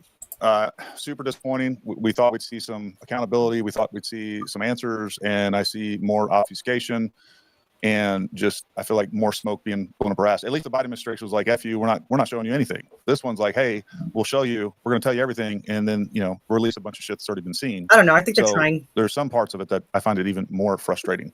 Nick, can you share that the Premiere Pro screen for me real quick? I don't know if this will put it to bed or not, but I know everybody keeps asking about the guy behind Charlie. I want to address a conspiracy theory. That's been going around. And that is that there is a man in a white hat and a white t-shirt standing just off of Charlie, just as he was shot. And this man adjusts his hat and then scratches his cheek. And there are conspiracy theorists all over social media, all over the internet, that are saying that man is giving signals to the sniper. Friends, I want to share the truth with you today. The man in the white hat and the white shirt is my friend, Frank Turek. Frank Turek is a man of God. He's an honorable man. He was a close friend of Charlie's. Charlie meant a lot to Frank. Frank mentored Charlie. He loved Charlie. And he was invited to take part in that event with Charlie. I work with Frank regularly. I do all sorts. All right. So she goes on to say who he is and elaborates on that further. I think you guys can look up Frank Turek. This is true. Yeah. There's lots of media out there with him and Charlie. So if you still think after that he was doing hand signals and he was part of it. I don't buy that. But I did just have I just got a breaking video sent to me from the guy who was in the front row. And I think this is going to be an important video. That's cool. Let's go. Let's pull it up right here. We got so many of them up here. Let me figure out where. Here we go. Pull this off. All right. So this video literally just got sent to me. I don't think anybody's seen it yet. This is from our viewer that was there in the front row. This is at the start, and Charlie is throwing. This is a backside shot of Charlie as he is throwing left to the crowd. And as you can, hey, back it up. Let's see. Back it up here again to the start. Yep. So I think we can confirm at the start of this whole thing, he's definitely not wearing ballistic plates. No, I agree. Yeah, that's. But I mean, I think we kind of were there too, right? We already kind of figured that one as is. So what we need is kind of a timeline of if you put him on, when do you put him on? Yeah, we probably need somebody to confirm that with his team, and or if we see some sort of autopsy report that would come with potentially if a round struck a plate, some of that information should be in the autopsy report as well. 100%. They should be able to tell that. All right. If the shooter shot that place on the roof, he hit a branch before it hit Charlie, guys, the odds that your round is gonna impact and land where you want it to after you've hit any type of vegetation it's not impossible, but yeah, I don't know. Going through a tree or a branch is going to lower your chances of hitting, I think. Also, what tree? I don't think there's any trees out there. It's a giant. We've broken down every angle from the amphitheater to the different roofs, and it's a pretty wide open, lowered, bold amphitheater with no vegetation in there. Right question: even if the bullet bounced off vest he had on, regardless of vest or not, what are the chances he would have survived that shot? Period. Well, if that was a direct hit with a 30-06 round to the carotid artery, 0% chance. Or if it was in the chest, also 0% chance. I think that again right there. If it was 2 inches lower. That's still so close to his heart and major vessels. I don't think that would have been survivable either way. No, I put out a video sort of covering it well before we knew Charlie passed away, and I said my first video, guys, essentially there's I didn't believe there was any chance that Charlie would survive, just because that injury is, I mean, it's just even a refraction, right? A refraction round into the carotid artery, like you're dead for the most part, guys. Unless you had like a literal surgeon on standby, then maybe you could pull it off. All right, Charles Halbert, it's so crazy that security didn't scout with drones after the Butler incident. If you guys, and I'm sure Gary, you've looked at that campus is like a nightmare for security. That bowl of an amphitheater with 270 degrees of raised rooftops. There's no way they could have. I mean, maybe with drones, right? And that might be something going forward. But could you imagine trying to secure that location from a potential sniper? Yeah, and I think people get confused with what PSD is, personal security details, folks. Those guys, there's going to be 4 or 5 guys. They don't have a lot of power. They're going to do it. They may do a site survey, but their primary purpose and intent is to keep people away from within arm's reach of Charlie. Okay, and that being said, to anyone that's watching, I actually do know people that do have businesses, people I trust, who who have gotten into the drone business. And I think this is something that should be introduced more within for security details, especially for people, that are, I would say, influencers. So if you want, let me know. And I think ultimately Charlie knew the risk that he was taking, and some of those risks, especially, without spending millions of dollars, you just can't mitigate all those risks. I do like. My wife was asking about this, and I was like, first I was like very dismissive. She was like, "What about why do I have drones?" I was like, "Hey, first of all, you gotta get FFA approval to drive drones over people. Like drones are a pain in the ass, but from a security standpoint, like there may be something going forward where security drones are a thing. I think we need to just go in business and create that, Nate. But yeah, I think it's a legitimate question that should be maybe at event security. I think there's a real market there, and not just the market, right? Yeah. All right, I'm gonna start trying to get through these quicker, guys. I gotta wake up at 3 a.m. for a flight out to Texas. All right, love you guys for all the donations, but I think we're going slower than we're reading these slower than they're coming in, and I don't want to miss them because you guys are so generous. All right, look at the scope mounts. Front mount is barely on. We talked about that. We got this one. Any chance stealth plate could be a body mold? Sure, there's a chance. The only way you're getting decurtated posture. I can't even say that word. Arms hold the upper chest. Yeah, is that fast from a stroke or mild brain or brainstem injury too will cause that as well. I'm just too stupid to actually say that word. And through the neck, stopped or passed through the shoulder, maybe. I'm on board with you guys. I personally think it retracted off the plate and entered the neck. I'm not sure the caliber used. That's the weird part. I mean, yeah, we're kind of.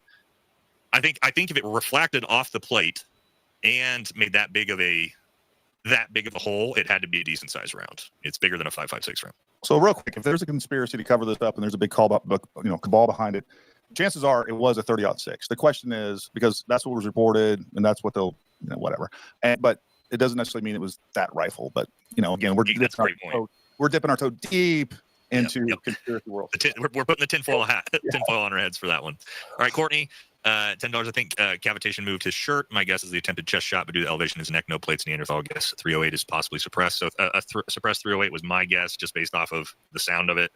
But again, I'm going based off of an iPhone audio that I'm trying. That's 150 meters away. So who knows? Check the unequal CC Heart 3 protective compression shirt might have replaced with metal plates. I think we and Gary both on board that there's a 100% possibility that he went and replaced and put plates on under that compression shirt, because we can't see his nipples we can't see the smoking gun nipples in the actual when he gets shot.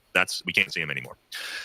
Jane Fournette, $50. Thank you very much for that big one to either me or Gary. I think that one's to Gary. John Solomon reported the night of the shooting that he was wearing armor, according to law official close to the investigation. John Solomon reported us the same thing twice. John Solomon reported the night of the shooting. Never heard of her. Interestingly though, and one of my Green Beret buddies was talking about just now, texting me, supposedly that a professor found this kid up on top of that roof like a week before messing around with something and then didn't notify the police about it. So really? Take that for what it is.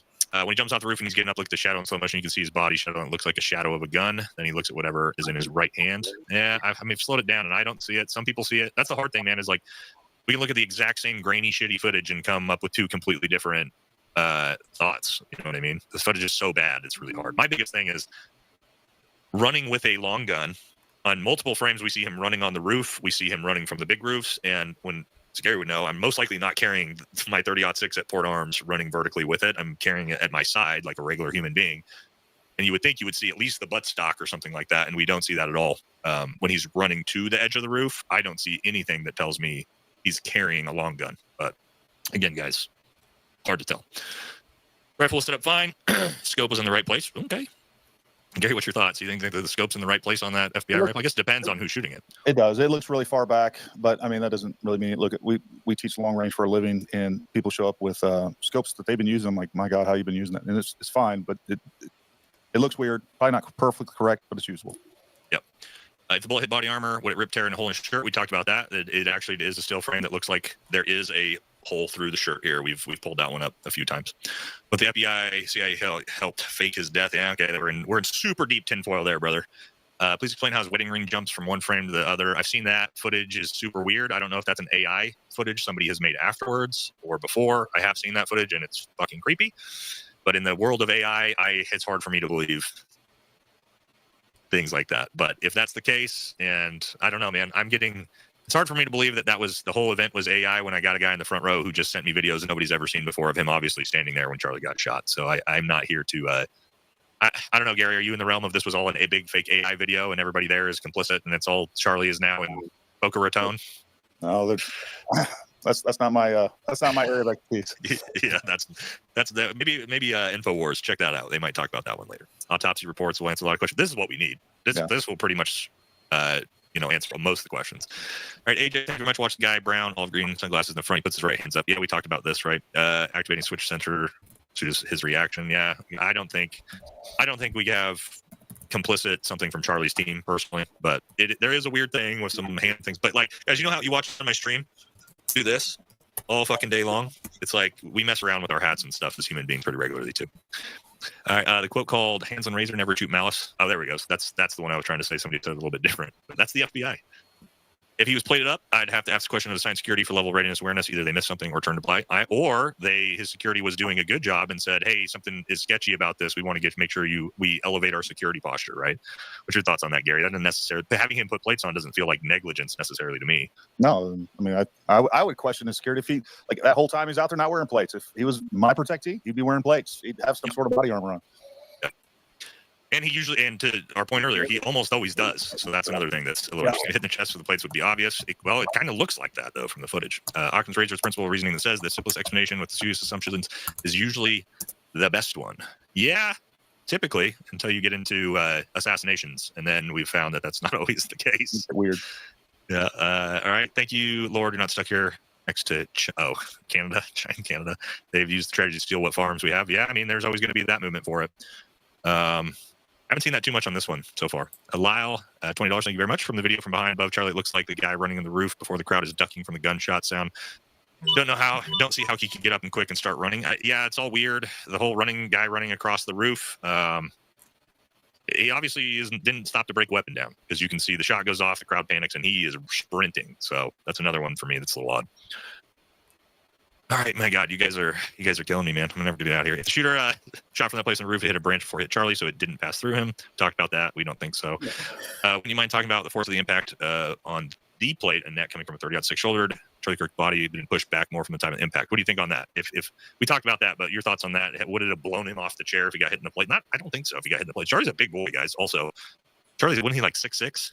He's 6'5". And yeah, that is one of the things. Like the thing that I have is that he goes up. You see his whole body lift up, which is freaking weird if he gets shot directly in the neck, right? You would see like something, but his whole body lifts up, which I agree. Can't be explained. Yeah, especially getting shot through the flesh like that. I think you'd see a reaction after it went through him. But to your point, that's why I thought it looked like body armor. He gets rocked. You see his whole body, his whole chest, his whole shirt, his whole head gets rocked back. So I think that kind of lends into the potential of body armor for sure. Dano, rifle for the sound of the crowd effect, the silent. 57 sig up close for the job. Again, we don't think that. Well, I mean, I don't know. It's hard to.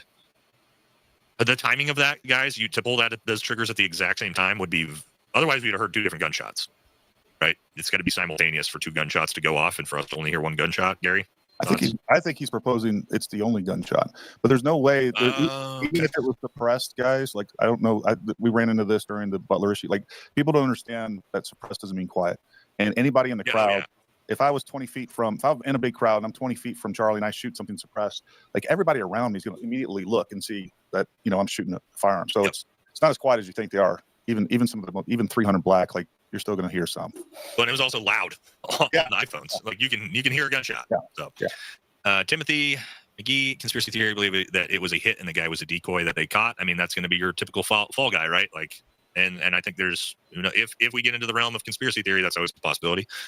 Matt Martin, Charlie openly said he wears body armor before debate at campus. Don't forget, there's a lot of AI altered images circulating. I agree. However, we have video of him not wearing plates early, but to your point, he was well known to almost always wear plates. So it is kind of odd that this was the one time he decided not to. We got to explain that away somehow. Welcome, $10 late here. Have you addressed the family turning the suspect in? As far as I've seen from you, there have been no thoughts on this. Yeah, I think it's odd that he went through all this work to escape, went home, and then immediately admitted what he did to his parents. I'm not shocked. I talked to my parents. It was my mom's birthday today. My parents both said they would have turned me in if I would have admitted that to them. So, and they love me. But yeah, had I assassinated somebody and I admitted it, your parents probably would have turned you in too, if they're decent human beings, I think. I don't know, Gary, if your parents, would you turn your kid in if you came home and said, hey, I assassinated Charlie Kirk? Me and my 15-year-old had this conversation. He was like, good. But, it is, I mean, that just adds to this whole tragedy because that is tragic that a father has to do that. And it's just another family destroyed. And I don't know what to say about that. Yep. Derek Tyler, did Patel not talk to break a pattern with the feds taking over local authorities because he was hooked up? His damn HWC. Thanks, guys. I don't know. I don't know what Patel's even in charge of or what he's even doing. There's a video story I put up of him at the press conference, just literally. What's going on? So this looks like he's embarrassing. Yeah. Tim Kennedy sold me fentanyl. $20. 36 puts off more of a boom than a crack. I thought so too, but again, iPhone audio, the shot in the video, that's pretty odd when they announced the caliber of the guy's gun. To your point, Gary, you got a thought on that? I mean, no, I videotape guns for a living. You can't tell from audio anything. Like if you don't have anything to compare it to, a suppressed shot that's fairly loud, like shooting 5.56, sounds like the same as a pistol, as a rifle. Yeah. Yep. The audio in all these phones compresses it, do all kinds of weird things. You can't tell shit from it. Yep. Thirsty Salt, $10. Didn't they claim they found spent casings inside the action of the weapon? He would have had to clear it, disassemble, reassemble later, insert. Yeah, that's odd. But that's one of those things I've heard. A lot of guys that I know are snipers. I wasn't a sniper. Talk about how they're so conditioned to expelling around. That means he wasn't a professional. Maybe in a tactical combat situation, but in an assassination situation, not expelling that round and leaving evidence it's kind of the smart thing to do. Thoughts on that? No, I agree. Joe, Nate sent you a link to the video. It isn't original. Sent on Instagram. Neck right. We'll have to check it. Yeah, sorry, brother. I got to get through this, man. Again, we're cooking through. All right. Are you saying the podcaster shouldn't lead the FBI? Maybe if it was a podcaster like me or Gary that have a background to potentially, or a law enforcement background, but maybe not Cash Patel. Dan Bongino, maybe, but I mean, I've been that impressed with him either. As tutelage to Cash.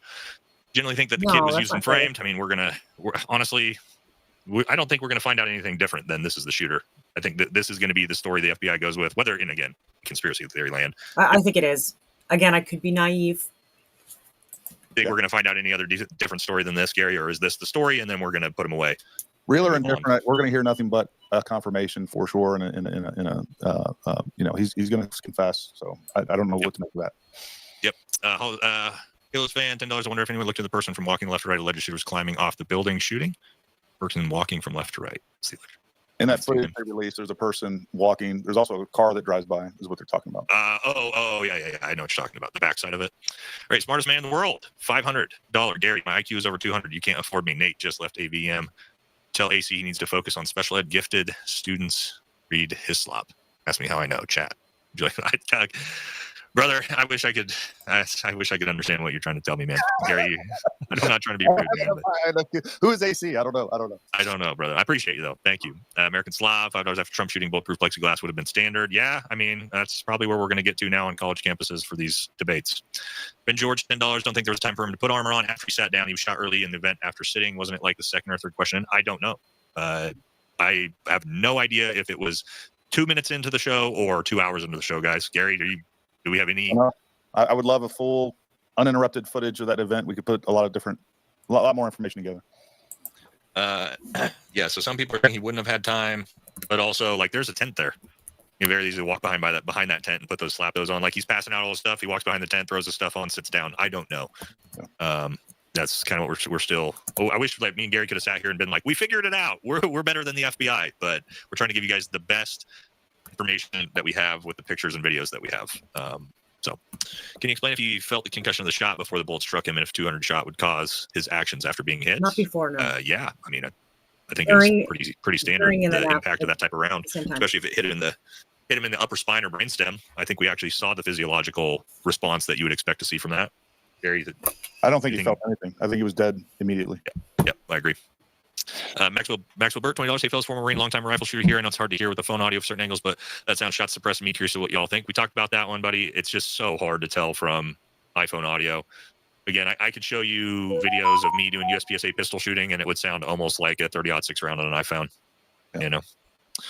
Guy in the blue shirt, security guy in the white shirt, or the most suspicious white shirt. Yeah, we went over that entire thing, and kind of, I think we both feel like we're not going into the setup by his own team. For us, apparently he declined multiple invitations to Utah because of threats. Interesting. Kind of odd though, because it's a conservative campus, 80% Mormon. It's a place you wouldn't have thought it would have happened. Got to be safer than some of the other campuses he went to. Right. They had a drone fly over from what he said. Please confirm with your buddy who's present at the location. Red hat shirt guy. I will ask him, and because I'm sure neither of us are done covering this, or the world is done covering this. Bearded Viking Woodworks, thank you, brother. Had the honor of calling Charlie a friend. He had me on a show a couple times last year and this year, and I just had to say that this is shocking. Wasn't a politician, was just a pundit and didn't deserve it. Devastated. I'm sorry for your loss, man. And it's impacted me pretty hard, more so than I thought it would. Yeah. Especially after watching his wife speak last night. Hearing about his daughter trying to run to him because she was scared of the sound. As a girl dad myself, kind of gutted me. Jesus. Gary, I imagine you probably are like everyone else. That's and I don't know about you, Gary, but just watching that from our career is just visceral for me. Yeah. Just seeing that type of thing now on anybody is just really, really triggering for a lot of us, I think. Yeah, no, I agree. All right, Mystical Ripple, $5. I think we're getting there. We're getting there. Former protective service here. Security teams know about the drones, but usually spend and optics are subject to the event handler. Usually it's a no. Yeah, the college campus too could very easily have just said no. Could actually be a soft armor ballooning out from the impact failing upward. Soft armor. Gary talked about soft armor potentially, less likely, I think, right? Mm-hmm. What do you think about a 30-30? I'm not an expert. I don't know what the relevance is, to be honest with you. I mean, I don't think it was a 30-30 round. Okay. Sorry, Nate, I have to correct you. Brainstem injury would cause a decerebrated posture arms. Yeah, isn't that exactly what we talked about? Yeah. That's exactly what we said. Okay, maybe I said what I said wrong, but I thought that's what I was saying. There's another term too that we talked about earlier. Arms extended straight forward, elbows locked. There's definitely a fetal thing. posture. Yeah, where it's also colloquially known as the Lazarus effect, but they do the Lazarus effect. Yeah, there it is. Yep, that's what I was talking about. Maybe that's a different. Again, guys, I'm not an 18 Delta, so don't quote me on anything. Shooter said the gun was unique.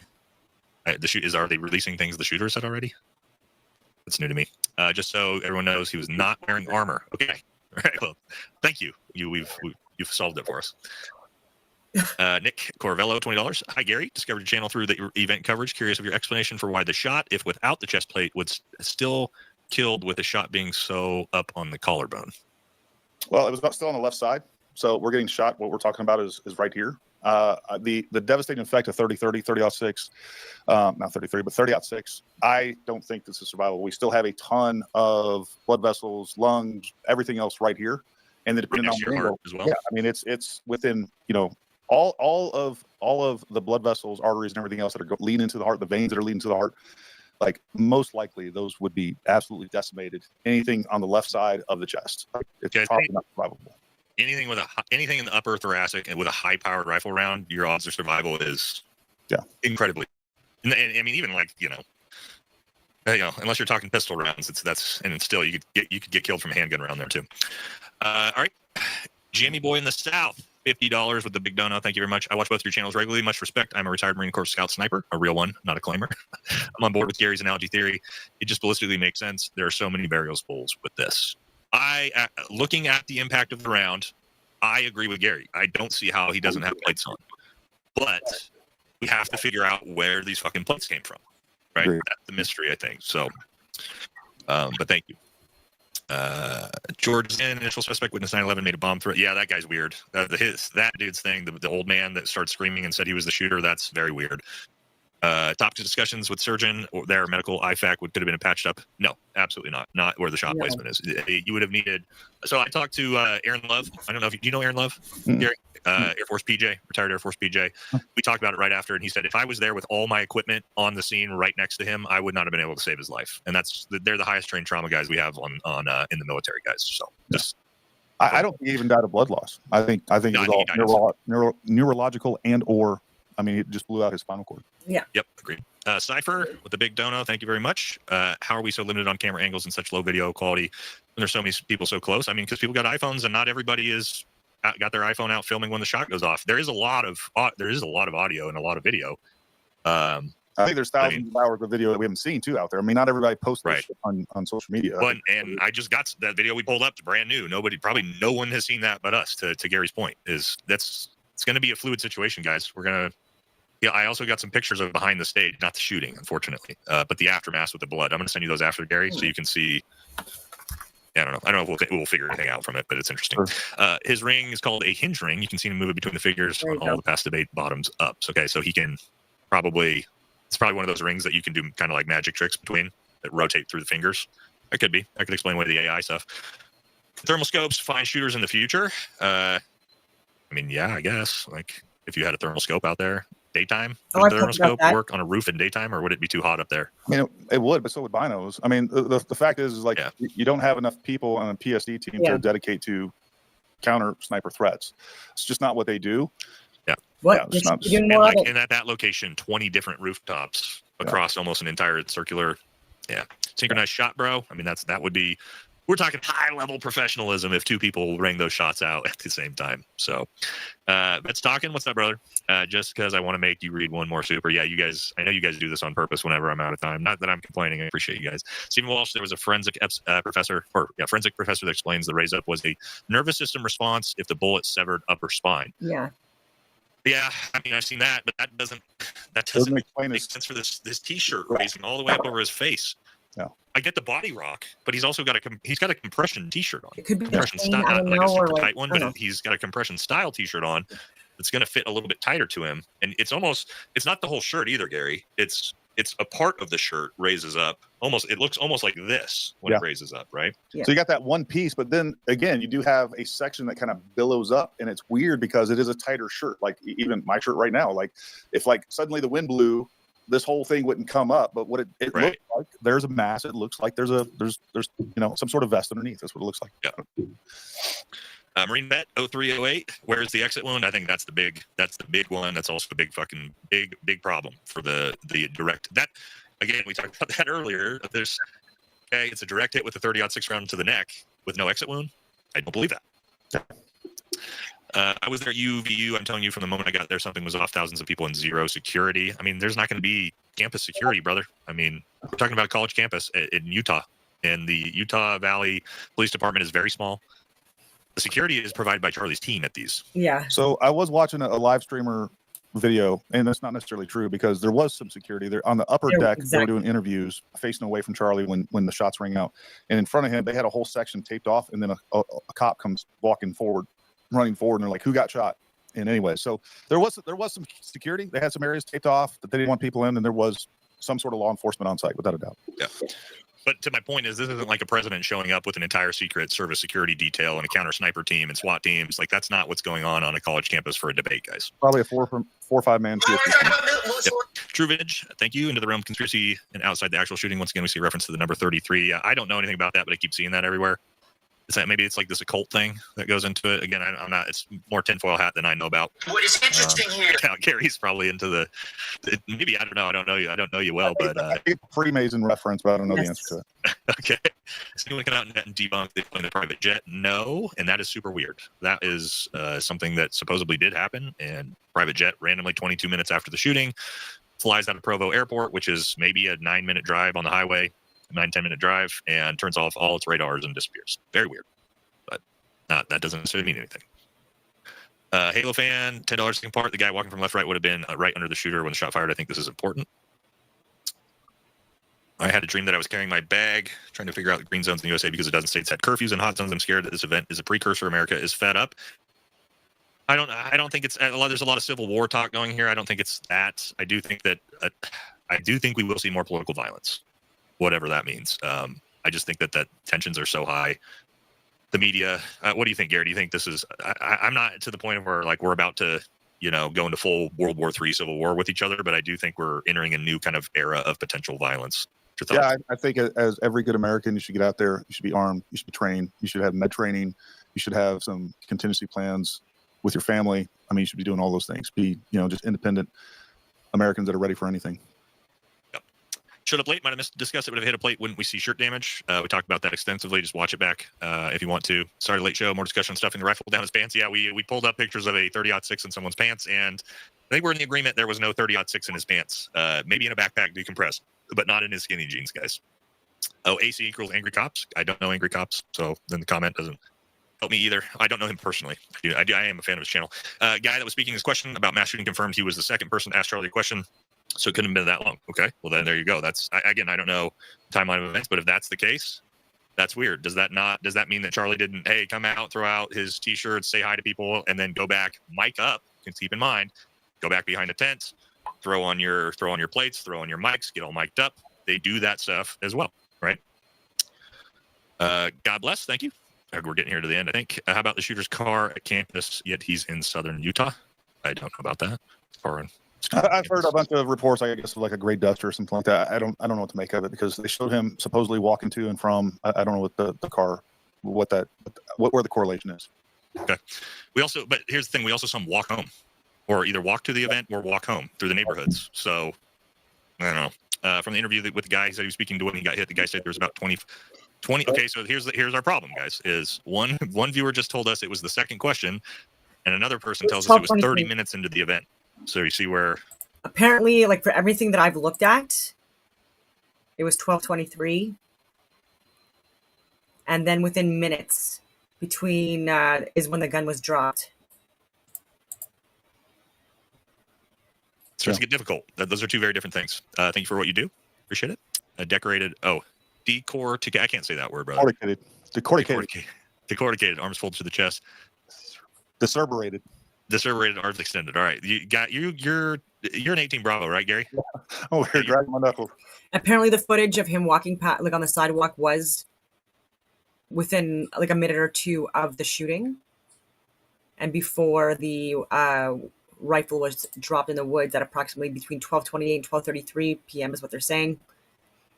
Again, there's conflicting reports, unfortunately, and this is why they're saying that like more details would be nice, so that there's no conspiracies thrown out there. Yeah, Gary's even more knuckle dragging than me, guys. So if I can't say the words, I don't know why we're passing it off to you. We were not 18 Deltas, so give us a break. If it was a lone shooter, I would have. If it was not a lone shooter, I would have to imagine he would be broken in grueling interrogation. Man, I don't know. They're not going to tell us much. All right, I'm not going to even say these things, but appreciate you. Guys, you are literally just donating this to try to get us to read this, right? Posting damn for the Brinch them. Got it. I'm not saying words anymore. I'm not making myself look like a fool. Chuck Don $10. Can't find the original video anymore, but there's a video looking from behind towards the crowd. All I can find is original now. I have not seen a behind Charlie video of the actual gunshot yet, personally. I don't know if Gary, you haven't either, have you? No. I will say it seemed like there was a bunch of videos that I didn't freaking record right off the bat because I thought this was kind of an open shut case, and when things got weird, I went back to look for those videos, and we do see. I couldn't find a lot of videos I saw initially, so let me take that for what it is. All right, American Gun Chick. Mike Glover said everyone claiming plate that Kirk had plates on is essentially fools and morons. All right, well then that's Mike Glover for you. I like Mike. I don't want to. Maybe you got us. I don't know, Mike. Again, I don't think me or Gary have said we are 100% confident he has plates on. What we are saying is this is very, very odd footage of the gunshot hitting him. Very, very suspiciously odd. Right? I just need Mike to give us an explanation of no exit wound and the physics involved with that. And I'm down to listen to whatever other theory there is. Yeah. All right. Yeah. Okay, here we go. The bit I sent you can see blood coming from behind his right ear, which wouldn't correlate with the angle. Video sent me. I'll have to go into it. Looks like an entrance exit wound. If we got footage of Charlie from behind after the gunshot, please send it to us. Yeah, love it. These guys are lying. They know that Charlie was hit in the head, or it was the exit wound. Again, the neck. Again, you're right. He was hit in the back of the head. If you got pictures of that, we would love to see it. We can go $10. There's no exit wound because life is weird. But in 1950, we made a heart attack gun. The shot at ice bullet. I think it's actually just because life's odd. Fruit for thought. I don't know. Maybe I don't know what an ice bullet gun is, but please comment on any possible alternate shooter locations other than the main one in the roof. Oh, there was about 50 different possible locations in that place, guys. That would be an entire video on its own for sure, which we could potentially look at. Rob, thank you, brother. We did see a small black spot on the t-shirt in one of the close-ups. Yep, it is conceivable that was an entrance wound and the bullet fragmented, leaving a small exit through the neck. Again, I do think it's if he's got plates on, there's potential that that's a hole in the shirt. But guys, have you ever seen a situation where a incoming high-powered rifle round comes this way and then refracts 180 degrees out the other way? Is physics even allow that? No, I don't think so. Splatter over the right shoulder, exit wound. I think the splatter is coming out of his neck there on that. Private jet has ties to you know who, and I can't read that one because we'll get banned. Newsweek has an article regards to his Discord account, tells his friend that the gun is unique. Okay. On Discord, maybe he said some stuff. Missed my first check. Bro, I'm not trying to miss them. It's that they're coming in so fast that I'm trying to get through them. Sorry if I did. Appreciate you very much, though. Was the round recovered? We don't know. We need the autopsy report for that. Andy Young, $5. Remember, the Mormon capital of the world is also the ex-Mormon capital. They tend to be pretty left-wing. Really? In Utah? I don't think Provo, Utah is very liberal. Maybe the campus. Every college campus has aspects of that. All right, Jay, $20 an interview with the kid that spoke Charlie last. He says the event lasted about 20 minutes. Charlie arrived, tossed some hats, and started. There was no time from when he arrived to sitting down and starting to put up the vest. Okay? So, it doesn't say this is another one. If it was the second question that was asked, Charlie, then how was that 20 minutes into the... Again, I'm not saying you guys are wrong. I'm just saying we have 3 different time amounts when this happened from what we've heard. We've heard 2 minutes in, we've heard 30 minutes in, and we've heard 20 minutes in. So, JD knows AC. Use your head and phone. This guy really wants me to figure the riddles out.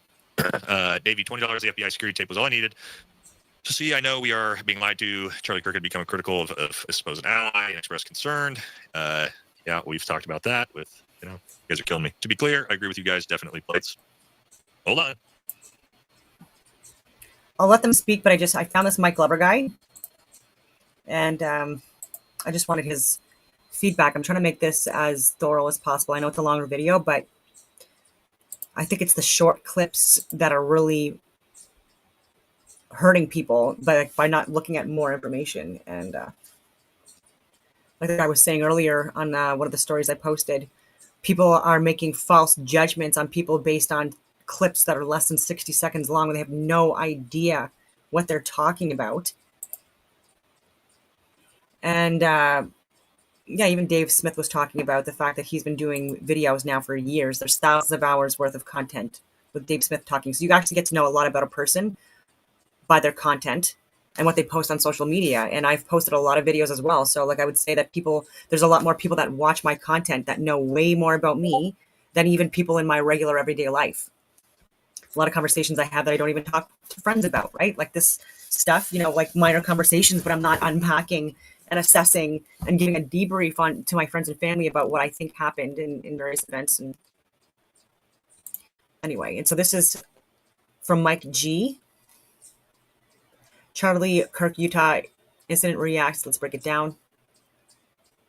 I'm assuming this is the guy. Almost 700,000 followers. Wow. Okay, let's see what he has to say. Usually I do funny reacts videos to mostly Chinese military. Oh. Nothing like making fun of the Chinese. Oh my God.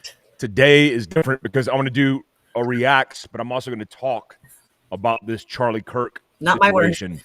Where yesterday at 12:20, 30 minutes down the road, Charlie Kirk was killed in front of 3,000 people and millions more because all the cell phone video, all the spectator video was widely disseminated across the internet very fast. That's what makes this different. This wasn't just a shooting in the back streets of, name the inner city. This wasn't just an assassination that you read about on the news. This was very real because it was televised, sent over every social media platform, everywhere. I've studied the video, and I've also seen the enormous amount of traffic coming out of most of the social media platforms and seen the discontent. If I was a foreign adversary, well, you better believe I would be pumping resources into amplifying the noise.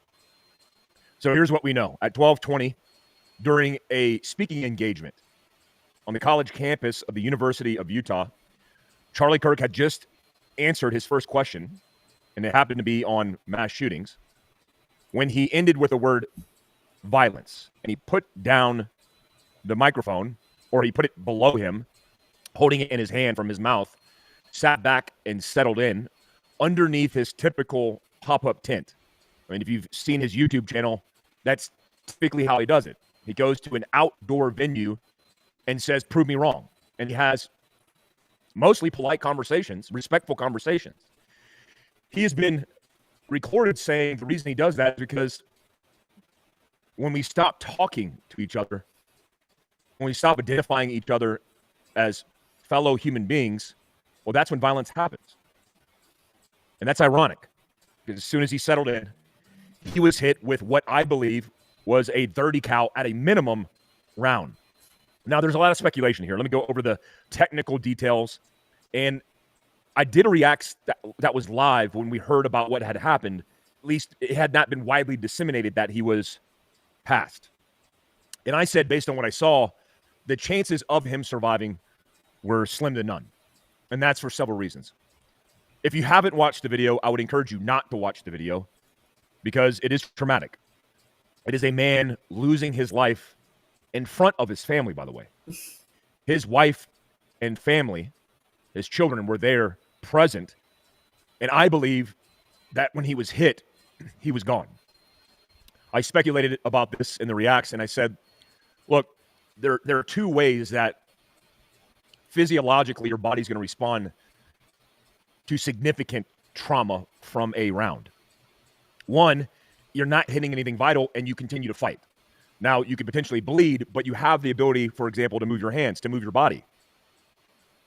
He had no ability to do any of that because what I believe happened is, there's speculation that he was wearing body armor. He wasn't wearing body armor unless he was wearing a very low vis, close to skin, thin, soft vest. It is not apparent in any video that I've seen with his t-shirt that he's wearing any armor at all. He's surrounded by his protection detail, by bodyguards who have been with him, by the way, for many years. There is a video which I've looked at in detail, and I can't show it here because it'll be immediately suppressed, but I will likely do it on my Patreon, so you guys can follow my patreon.com/Mike Glover down below, where his shirt moves and it goes up, and there's speculation that he's hit in the chest, the bullet bounces off, and then ricochets and hits him in the neck.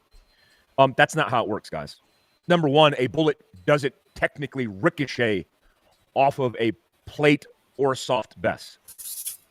If it's a high-powered rifle, which it was, the FBI reported this morning they found the high-powered bolt-action rifle, that's what they described it as, in the woods near the college, near where the suspect fled. We'll get into that as well. So if a round hits a plate, a ceramic ballistic plate that's meant to stop rifle rounds, the bullet will basically dissipate all its energy and it will shroon out and stop on the plate and typically fall down. I mean, I know this because I've never been hit in the chest plates, but I've had teammates hit in the chest plates, even with 7.62 by 54, which is PKM ammo from a machine gun. Yeah. One of my buddies, Mark, was shot point blank range with a AK round, went through his gun. We suspect, obviously, it's an AP round, an armor piercing round, because it went through his rifle, went through a magazine on his carrier, and then hit the plate. Now, obviously, the obstacles in between it slowed it down, but when a round hits the plate, it hits it, flattens, and usually goes down. And you can typically find the rounds captured in the clothing. It is not likely, it is actually impossible for a round to hit, ricochet, and go up to create that opening wound. What you saw and you would have is seen the it. turbulence that's created from a round in the air when it I'm impacts gonna hold the t-shirt and anything. Anyway. In this case, Charlie Kirk's neck. Now, what you don't really see is because you get the impression from looking squared up on Charlie that somehow the round just hits him in the neck directly head on. So it's like here, and it potentially is going to go through and through. And it's like a grazing wound, but it hits his carotid, which it for sure did. That's not the case, guys. Based on the trajectory lined out from where the proposed shooter was videotaped, shot, and angled down towards the tent, he was hit from the left side. So that round went in the left side, direct shot, created the turbulence, which moved his shirt. And that's how it works, guys. I mean, this round is traveling at a minimum of 2,700 feet per second. And a 30 cal round going from 2,700 feet per second to instantaneously stopping is going to create that turbulence, which is the air that you see moving his shirt. And that round entered his neck, compromised his carotid, and then entered his upper cervical, his neck, his spine, which is why he clenched up and he was gone. Now, there is a chance that he was still alive. If they stopped the bleed, which I saw the videos also when he went on the ground, there were members of his protection detail that are likely trained in stop the bleed that tried to grab and stop the bleed. But when they transported him and they started moving him, he was still bleeding. Now, they pushed him into the car that they had already pre-staged. I mean, this happened. I mean, I know you don't give kudos to a protection detail that's private, that's working for a private citizen, but they did a really good job. Despite the already tragic circumstances of likely him being deceased, they did a really good job. There wasn't a lot of chaos. They immediately got on top of him. They immediately rendered aid, and they immediately moved him to the vehicle in a matter of seconds. As they moved him to the vehicle, they put him in, they transported him, likely to the local hospital in the area. He was already gone. That round, 30 cal, which I'm saying it's a 30 cal because of the size of the entry wound. Now, there's speculation that it was an exit wound. It's not an exit wound. No, it's not an exit That is not an exit wound. That is an entry wound. That entry wound hole is massive, enough to sever the carotid artery, which I have to remind you, if you don't know, it's a highway for blood to the brain and body. When compromised completely, the chances of survival are almost nil, almost nothing. The reason being is you could stop the initial bleed, but that compromised amount of blood that poured out of him is now no longer providing blood to the brain and to the body. And to fix that requires surgical intervention. No amount of pressure is going to stop that bleed. It requires surgical intervention. So meaning you put your hands on it, it's still bleeding internally, and he's bleeding. It's like the aortic arch. He's bleeding profusely inside, and there's no way to manage that. Now, if it was nicked, slightly compromised, there's obviously a chance. But in this case, based on the position and posture of his physical body, where you see his head go back and his hands clench up, he has no ability to move his body because the connection of wiring in his brain through his nervous system into his physical body is no longer there. And that is a sign that he was likely at least brain dead and killed, even though his body was still fighting for life, because he still had blood likely in his system and his heart might have still been beating. But by the time they transported him, it is in my opinion that he likely died in the vehicle or he died on the way to getting into the hospital. But they didn't get him in and stabilize him, and then he passed away. Again, he likely sealed his fate when he was hit and struck by the assassin's bullet right out the gate. And I wanted to be optimistic about any part of this, but I also want to tell you the truth. When you hear the round, there's a distinct now, it can be deceiving depending on where you're at and what type of microphone is receiving that report. It does sound, in my opinion, to be suppressed. Now, there's a lot of confusion online, and I'm just going to clarify this. Guys, suppressors do not silence guns. It is a urban myth by design meant to create fear that somehow this tactic is being utilized by bad guys, by criminals, by assassins, and that's why it needs to be banned, which is the most ridiculous argument out of all. I mean, all of it's ridiculous, but one of the most ridiculous arguments for why we should ban a piece of material that goes on the end of a weapon system that reduces the overall decibel range, that makes it more convenient for the shooter to not be deaf, more convenient for a good guy protecting his family from a bad guy, and be able to not have ear protection or be deaf. Those are the options. And it reduces overall gas expending everywhere And there's muzzle flash considerations as well, which aren't great because you're still going to get a flash report through most cans. A supersonic round through any can will have that type of sound. Now, based on the fact that it was 200 yards away and you hear that, it's about 50-50 for me whether or not it was suppressed or not. Because if the shooter was on the rooftop, which there's video of him belly flat, and he takes a 200-yard shot and you're down range and you're going to hear that decibel range, what we heard on the microphone. So it could have been suppressed, could have not been suppressed. For sure, though, in my opinion, a 30 cal at a minimum. It could have been a hunting rifle, could have been a 30-06, still 30 cal, but it's likely 308, which is 7.62 millimeters by 51 millimeters. 308 is just the U.S. version of the measurement, measured in inches, 0.308 inches, which is about this big. And a lot of people have said, well, this guy's a sniper. Let's get into that. So there's a couple considerations here for what qualifies as this guy being a professional, being trained. And for me, it has nothing to do with people's general ability to shoot a high-powered rifle with an optic and hit their intended target. For one, I don't believe the neck was the intended target. I believe the shooter was going for the head, and he landed the round low. You could speculate that he wasn't accounting for his hold.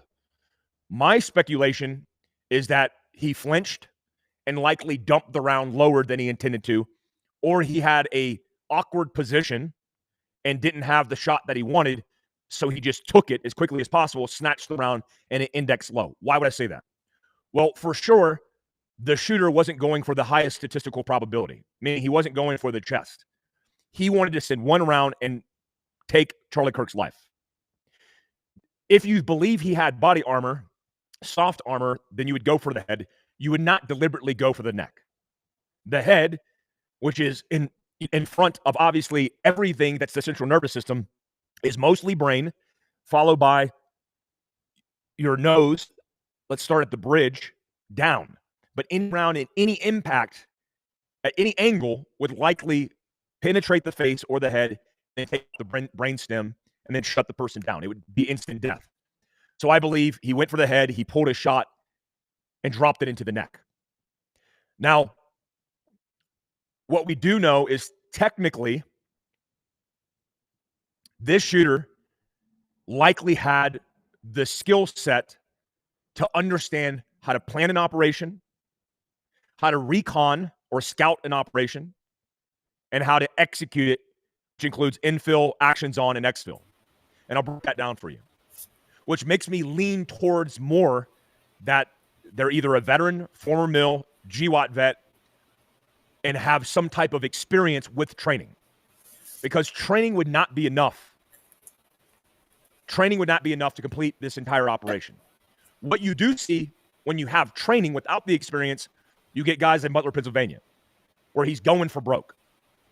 He's going into a circumstance where he's setting himself up. He's taking the shot, but he knows in desperation he's likely going to die. This guy's intent was not to commit suicide, was not to be taken out by the cops.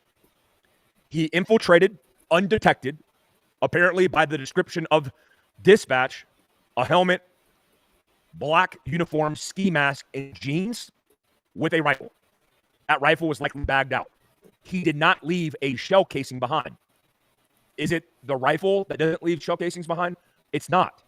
There was a bolt action gun found by the FBI that was deemed a high-powered rifle, and they designated the type of cycle of operation as bolt.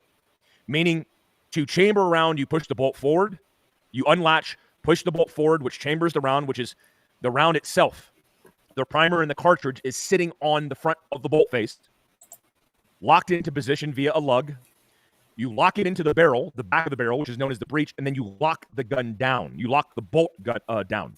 This creates a locked chamber that creates consistent chamber pressures, allowing the round to exit accurately or consistently. When he unlatches the bolt and pulls it to the rear, it's going to eject and extract the spent casing. The bullet or projectile is my belief. It would be 7.62 by 51 or 308. Yeah, he's would be bang on with gone that. because of the. I'll give the specifications for people.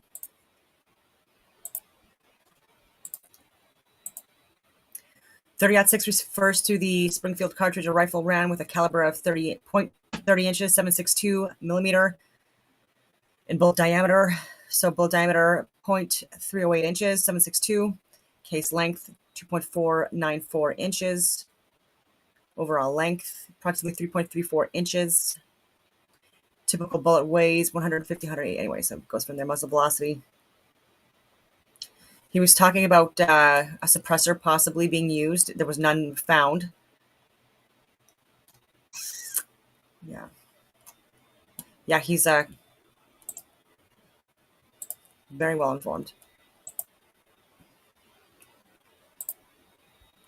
I like to watch this with you just because this is the first time I'm seeing this assessment as well. And overall, like I'm agreeing with and this was from 3 days ago. Propellant, the gunpowder being 5 days ago, launching the round or projectile out of the barrel because the primer was striked. Just reverse engineering it for you.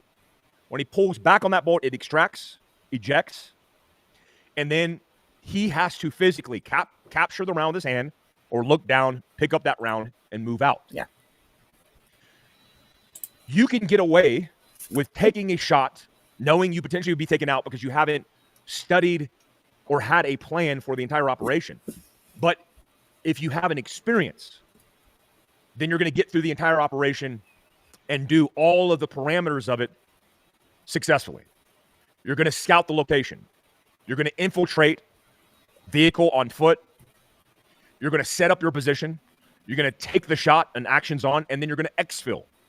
And that's what leads me more likely to believe that he has training and experience, meaning a profile that fits not a professional, not an actual sniper, but somebody who has some form of experience in operations planning, in understanding warfare, military or police operations, etc. He could be a civilian who just studied it and trained with it. His father was a police officer for 27 years, so he's not even wrong in that. Like, so he could have got experience by virtue of, again, his family, by people within his group. There are groups out there, trained militias, trying to give firearms to people within the woke community, I like to call it. And whether people realize it or not, it's government funded as well. Interesting stuff. Yeah, he's this guy seems really good. It is very easy with variable magnification and a zeroed rifle, any rifle nowadays, to take that shot. The difference is it's more difficult to do something like that under pressure of being compromised, killed, captured, whatever it might be. Everybody says, well, that's an easy shot. Well, it is an easy shot. But I've trained plenty of people who are taking easy shots all day long, and then we add a little bit of stress, a little physical duress, elevating the heart rate, cortisol, adrenaline, scoreable targets, peer pressure, whatever it is, competition, then they fall apart. So to be able to take that shot under pressure makes me believe that he has some form of experience and training. To give you an understanding a little bit about the capability of a .308 round, from my personal experience, I went to sniper school at least for nice. Wow. 3/4 of the course with a .308, a Remington SWS sniper weapon system, which was essentially a long-action Remington 700, a bolt-action M24 rifle, a hunting rifle. Now, it had 162. During my phase 3 infantry training, DP 1.1, 77% failure rate. Such a friggin' hard course. But I had the C6 machine gun for a lot of that course, a lot of rucksack marches with it, a lot of attacks, hasty attacks and stuff like that, raids, ambushes. Oh my goodness. Heavy. Big rounds. A free-floating barrel and a fiberglass stock. It was allegedly accurized. Depending on the gun you pulled, the round count you had, the barrel. Because the strap would actually like dig into my neck because it was very heavy. I actually bought a pool noodle because, fun fact, pool noodles do actually come also with like with a hollow center, and so I would just duct tape it with army green duct tape, and then I would just like put it like the sling through it, and then I was able to just put it on and off very easily, so there was no tactical issues with it, and yeah, it saved my neck. Then other people started doing it too, but anyway. Life, etc., you would find a gun that was 2 minutes, meaning shooting a 2-inch group, sustaining a 2-inch group at 100 yards with 308, to a 1-minute gun, capable of holding a stack of 308 rounds inside of a 1-inch by 1-inch pasty at 100 yards. So let's just say it's a 1-minute gun.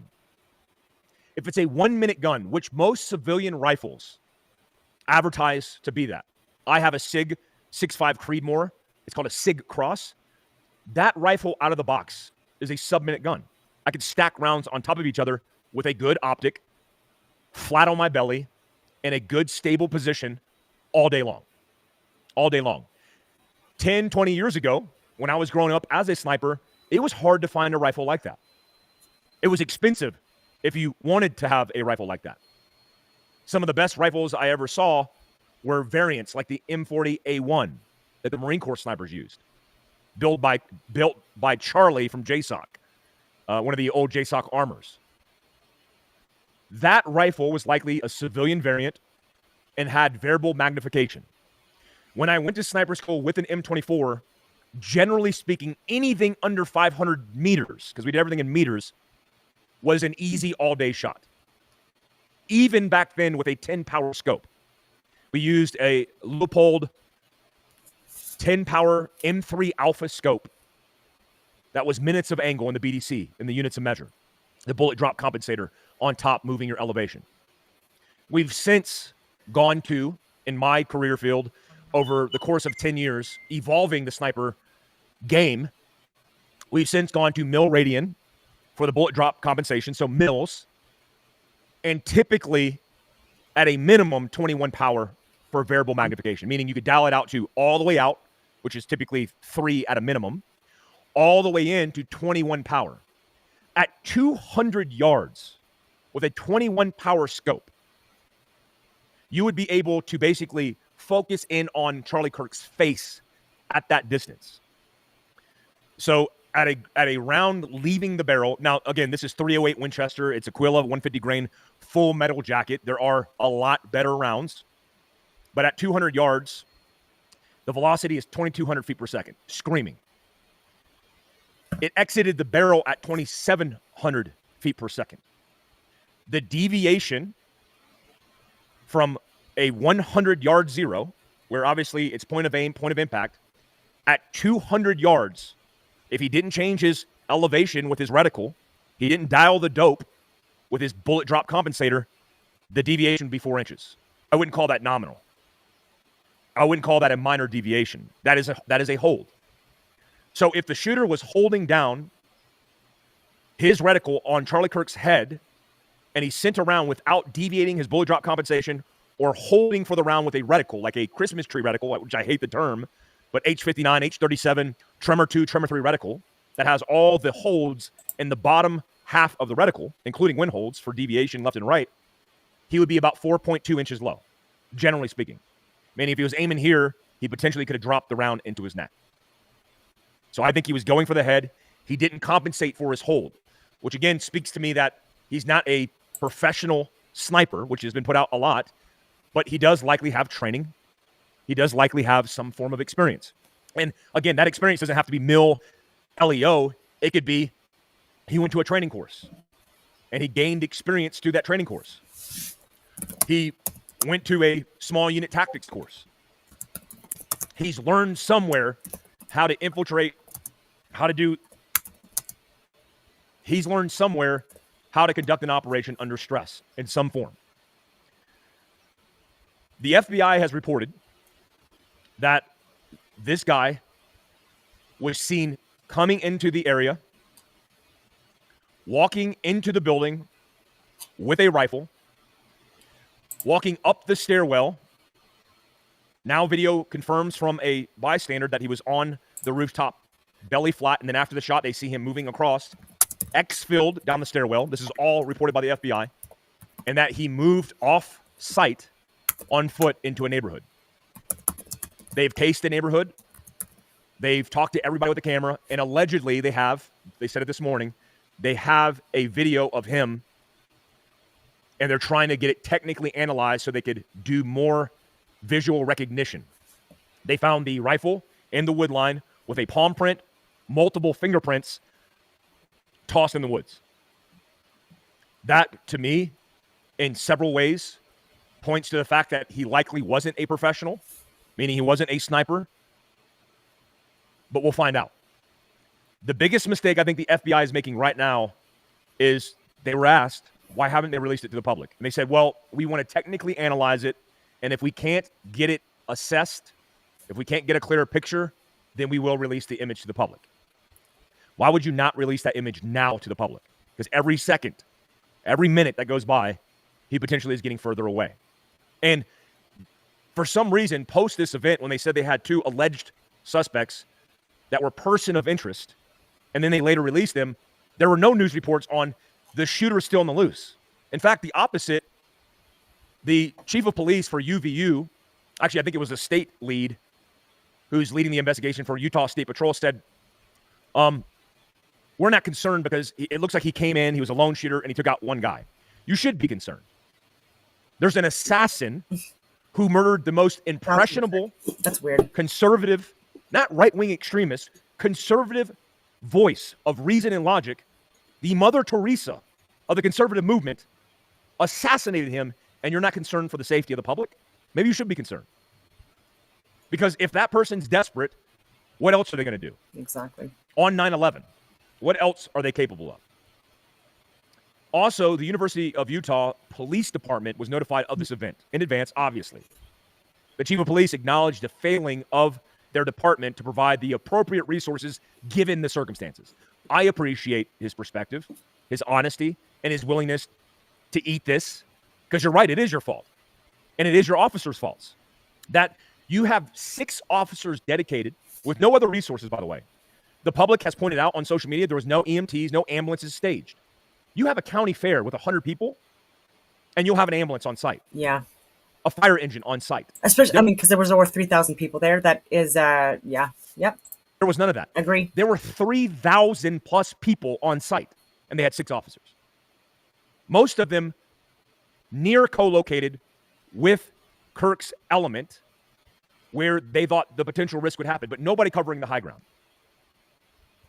Yeah. This will change American history forever. I told the audience last night on Survival Dispatch, as this pendulum swings, that it's going to swing back in the opposite direction. Yeah, I've said this too for years. And it's going to move faster, harder, and more violent. And that's a fear of mine. We should retain the peace. Yeah. And be who, if you're a libertarian or conservative, who you are. Not a fringe maniac, a radical inciting violence on innocent people, but a voice of reason, which was what Charlie Kirk was. Yeah. Which is why I think the pendulum will swing. Who's going to step up and replace Charlie Kirk? Like Khalid Muhammad said yesterday on Survival Dispatch, calling me out because I said somebody's got to step up. And the answer, he was right. Nobody's going to step up. Because nobody can replace Charlie Kirk. Yeah. Where do you go from here if you're a young person who valued what Turning Point was doing in the country? If you're one of the 3,000 people who were there to support Turning Point and Charlie Kirk and saw him get assassinated in front of his beautiful family's eyes, his poor children, growing up without a father. At the same time, the lunatics from the far left are going after Charlie Kirk and his family. Yeah. Calling him disgusting, a voice of hate speech, of radicalization. He's never been that. I saw a X tweet yesterday where they try to say, well, here's examples where he wasn't a voice of reason and empathy and respect. And he was literally calling out people who were violently going after him and his family. And he was defending them with words, by the way. So let me get this right. You're so offended by his speech that we're entitled to, via the Constitution, that you assassinate him, that you kill him. Yeah. Why? Because he's so effective. And then you justify it and The celebrate pendulum it. will swing. I'll keep you guys updated on this and more. I'm going to do a podcast likely tomorrow if we get any updates on the shooter. I just wanted to lay out a technical reacts for you. Prayers for the Kirk family, his friends, and all those that witnessed him losing his life for his cause. It's a sad day in American history. I didn't mean to cut it off that early, but yeah, it is a sad day for the world. Still, anyway. I'm just seeing if he's posted anything more recent. Okay, so this is something else. At least the title would suggest. Let's see if he's done any lives recent. 5 days ago. Okay, so no. All right. I'll go back to the other video just to see if there's anything else from these guys that I was showing earlier. Because again, it's almost done anyways. I'm not saying definitely plates. Yeah. I'm saying possibly plates. It's the only unifying theory at the moment. Like, that's the only thing that makes sense to me. Yeah, within all the context we've talked about, no exit wounds, a 30-06 used. If we're going, let's put it this way, Gary. If we are going by the official FBI report, it does not make sense for there not to be plates. That's right. And if they come out tomorrow and they show pictures of an exit wound or whatever else, I'll be the first to get on here like, oh, I was wrong. I don't think so. Yeah. So I think we're still trying to figure it out, guys, one way or another. But again, we tried to give every little bit of information we could. To me, it looks like social media might cause the neck wound on Charlie's right side. I also see a chest wound. Check the footage in slow motion. I mean, I'm sure Gary's been through the footage in slow motion over and over and over again, like I have. It's also hard to see. Sounds like he was shot by Lee Harvey Oswald magic bullet. It does kind of feel like a magic bullet right now, for sure. A magic gun with a magic bullet. No, it doesn't. Recent video, there's a small object flying at his head. We went over that quite a few times and do not believe that you can see the bullet itself. Didn't know crooked lines could shoot straight, but seriously, when the head neck almost explode with 30-06, 200 meters. Not on an entrance wound, actually. An exit wound. It was closer to 150 yards. Do you think straight through the flesh? Gary, I mean, we're not talking an entrance wound that's going to be that big. This is not Approximately this is not 150 a 50 meters. cal round. But there was no exit wound supposedly, so that's part of the problem. We don't know yet. But to your point, yeah, you would think there would be way more damage than there was. I would actually expect less damage from the entrance wound and see a much more severe exit wound, which we don't have at all. So there's weird things going on, which can be explained by deflection of a round. Yep. They have the bullet, allegedly. The FBI. It's evidence is being looked at. It's being held.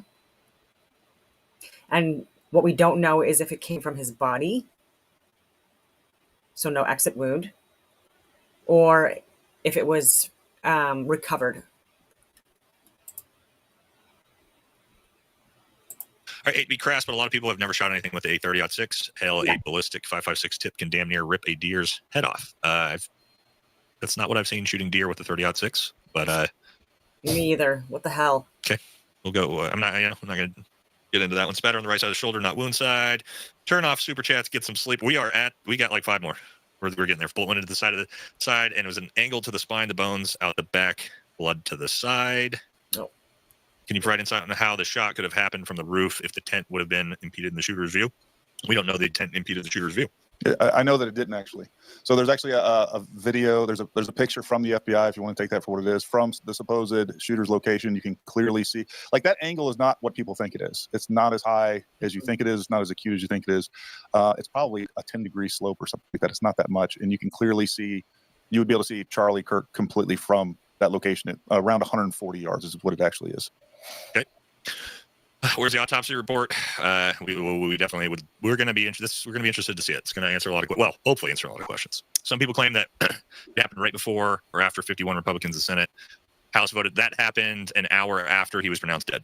They voted on that, which is also very, very weird. You can just agree on that, probably. I'm not saying that has anything to do with it, but I do say that it's very odd you decided to vote on that right after this. Interesting discussion. One thing for certain, we'll never know more regardless of conspiracy theory and not. I agree with that. I think this is the official story. Gary, I think we talked about that already. We got what we got, and this is It's gonna be up to us to all speculate to try to figure out something different. If he was wearing metallic plate, wouldn't we see more fragmentation on wounds? And is it in general? I don't think so. Not I mean, necessarily. it's a very short distance from here to here, folks. Even if it fragmented, all those fragments, just like a shotgun, right? It takes a while for that shotgun to spread. From here to here, there's not enough time for even fragments to separate that far. So again, that could be an explanation of why we see such a large entrance wound to begin with. So I don't think we would see more fragmentation than what we see.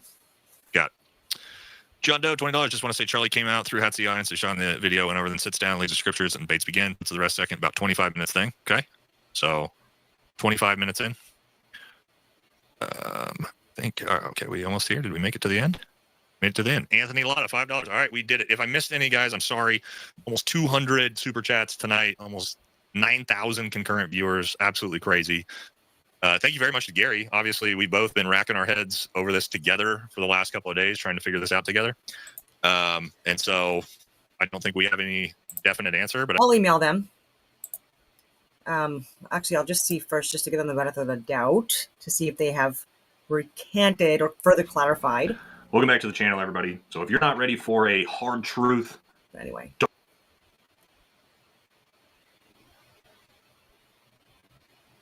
4 days ago. There was one. Okay, two days ago.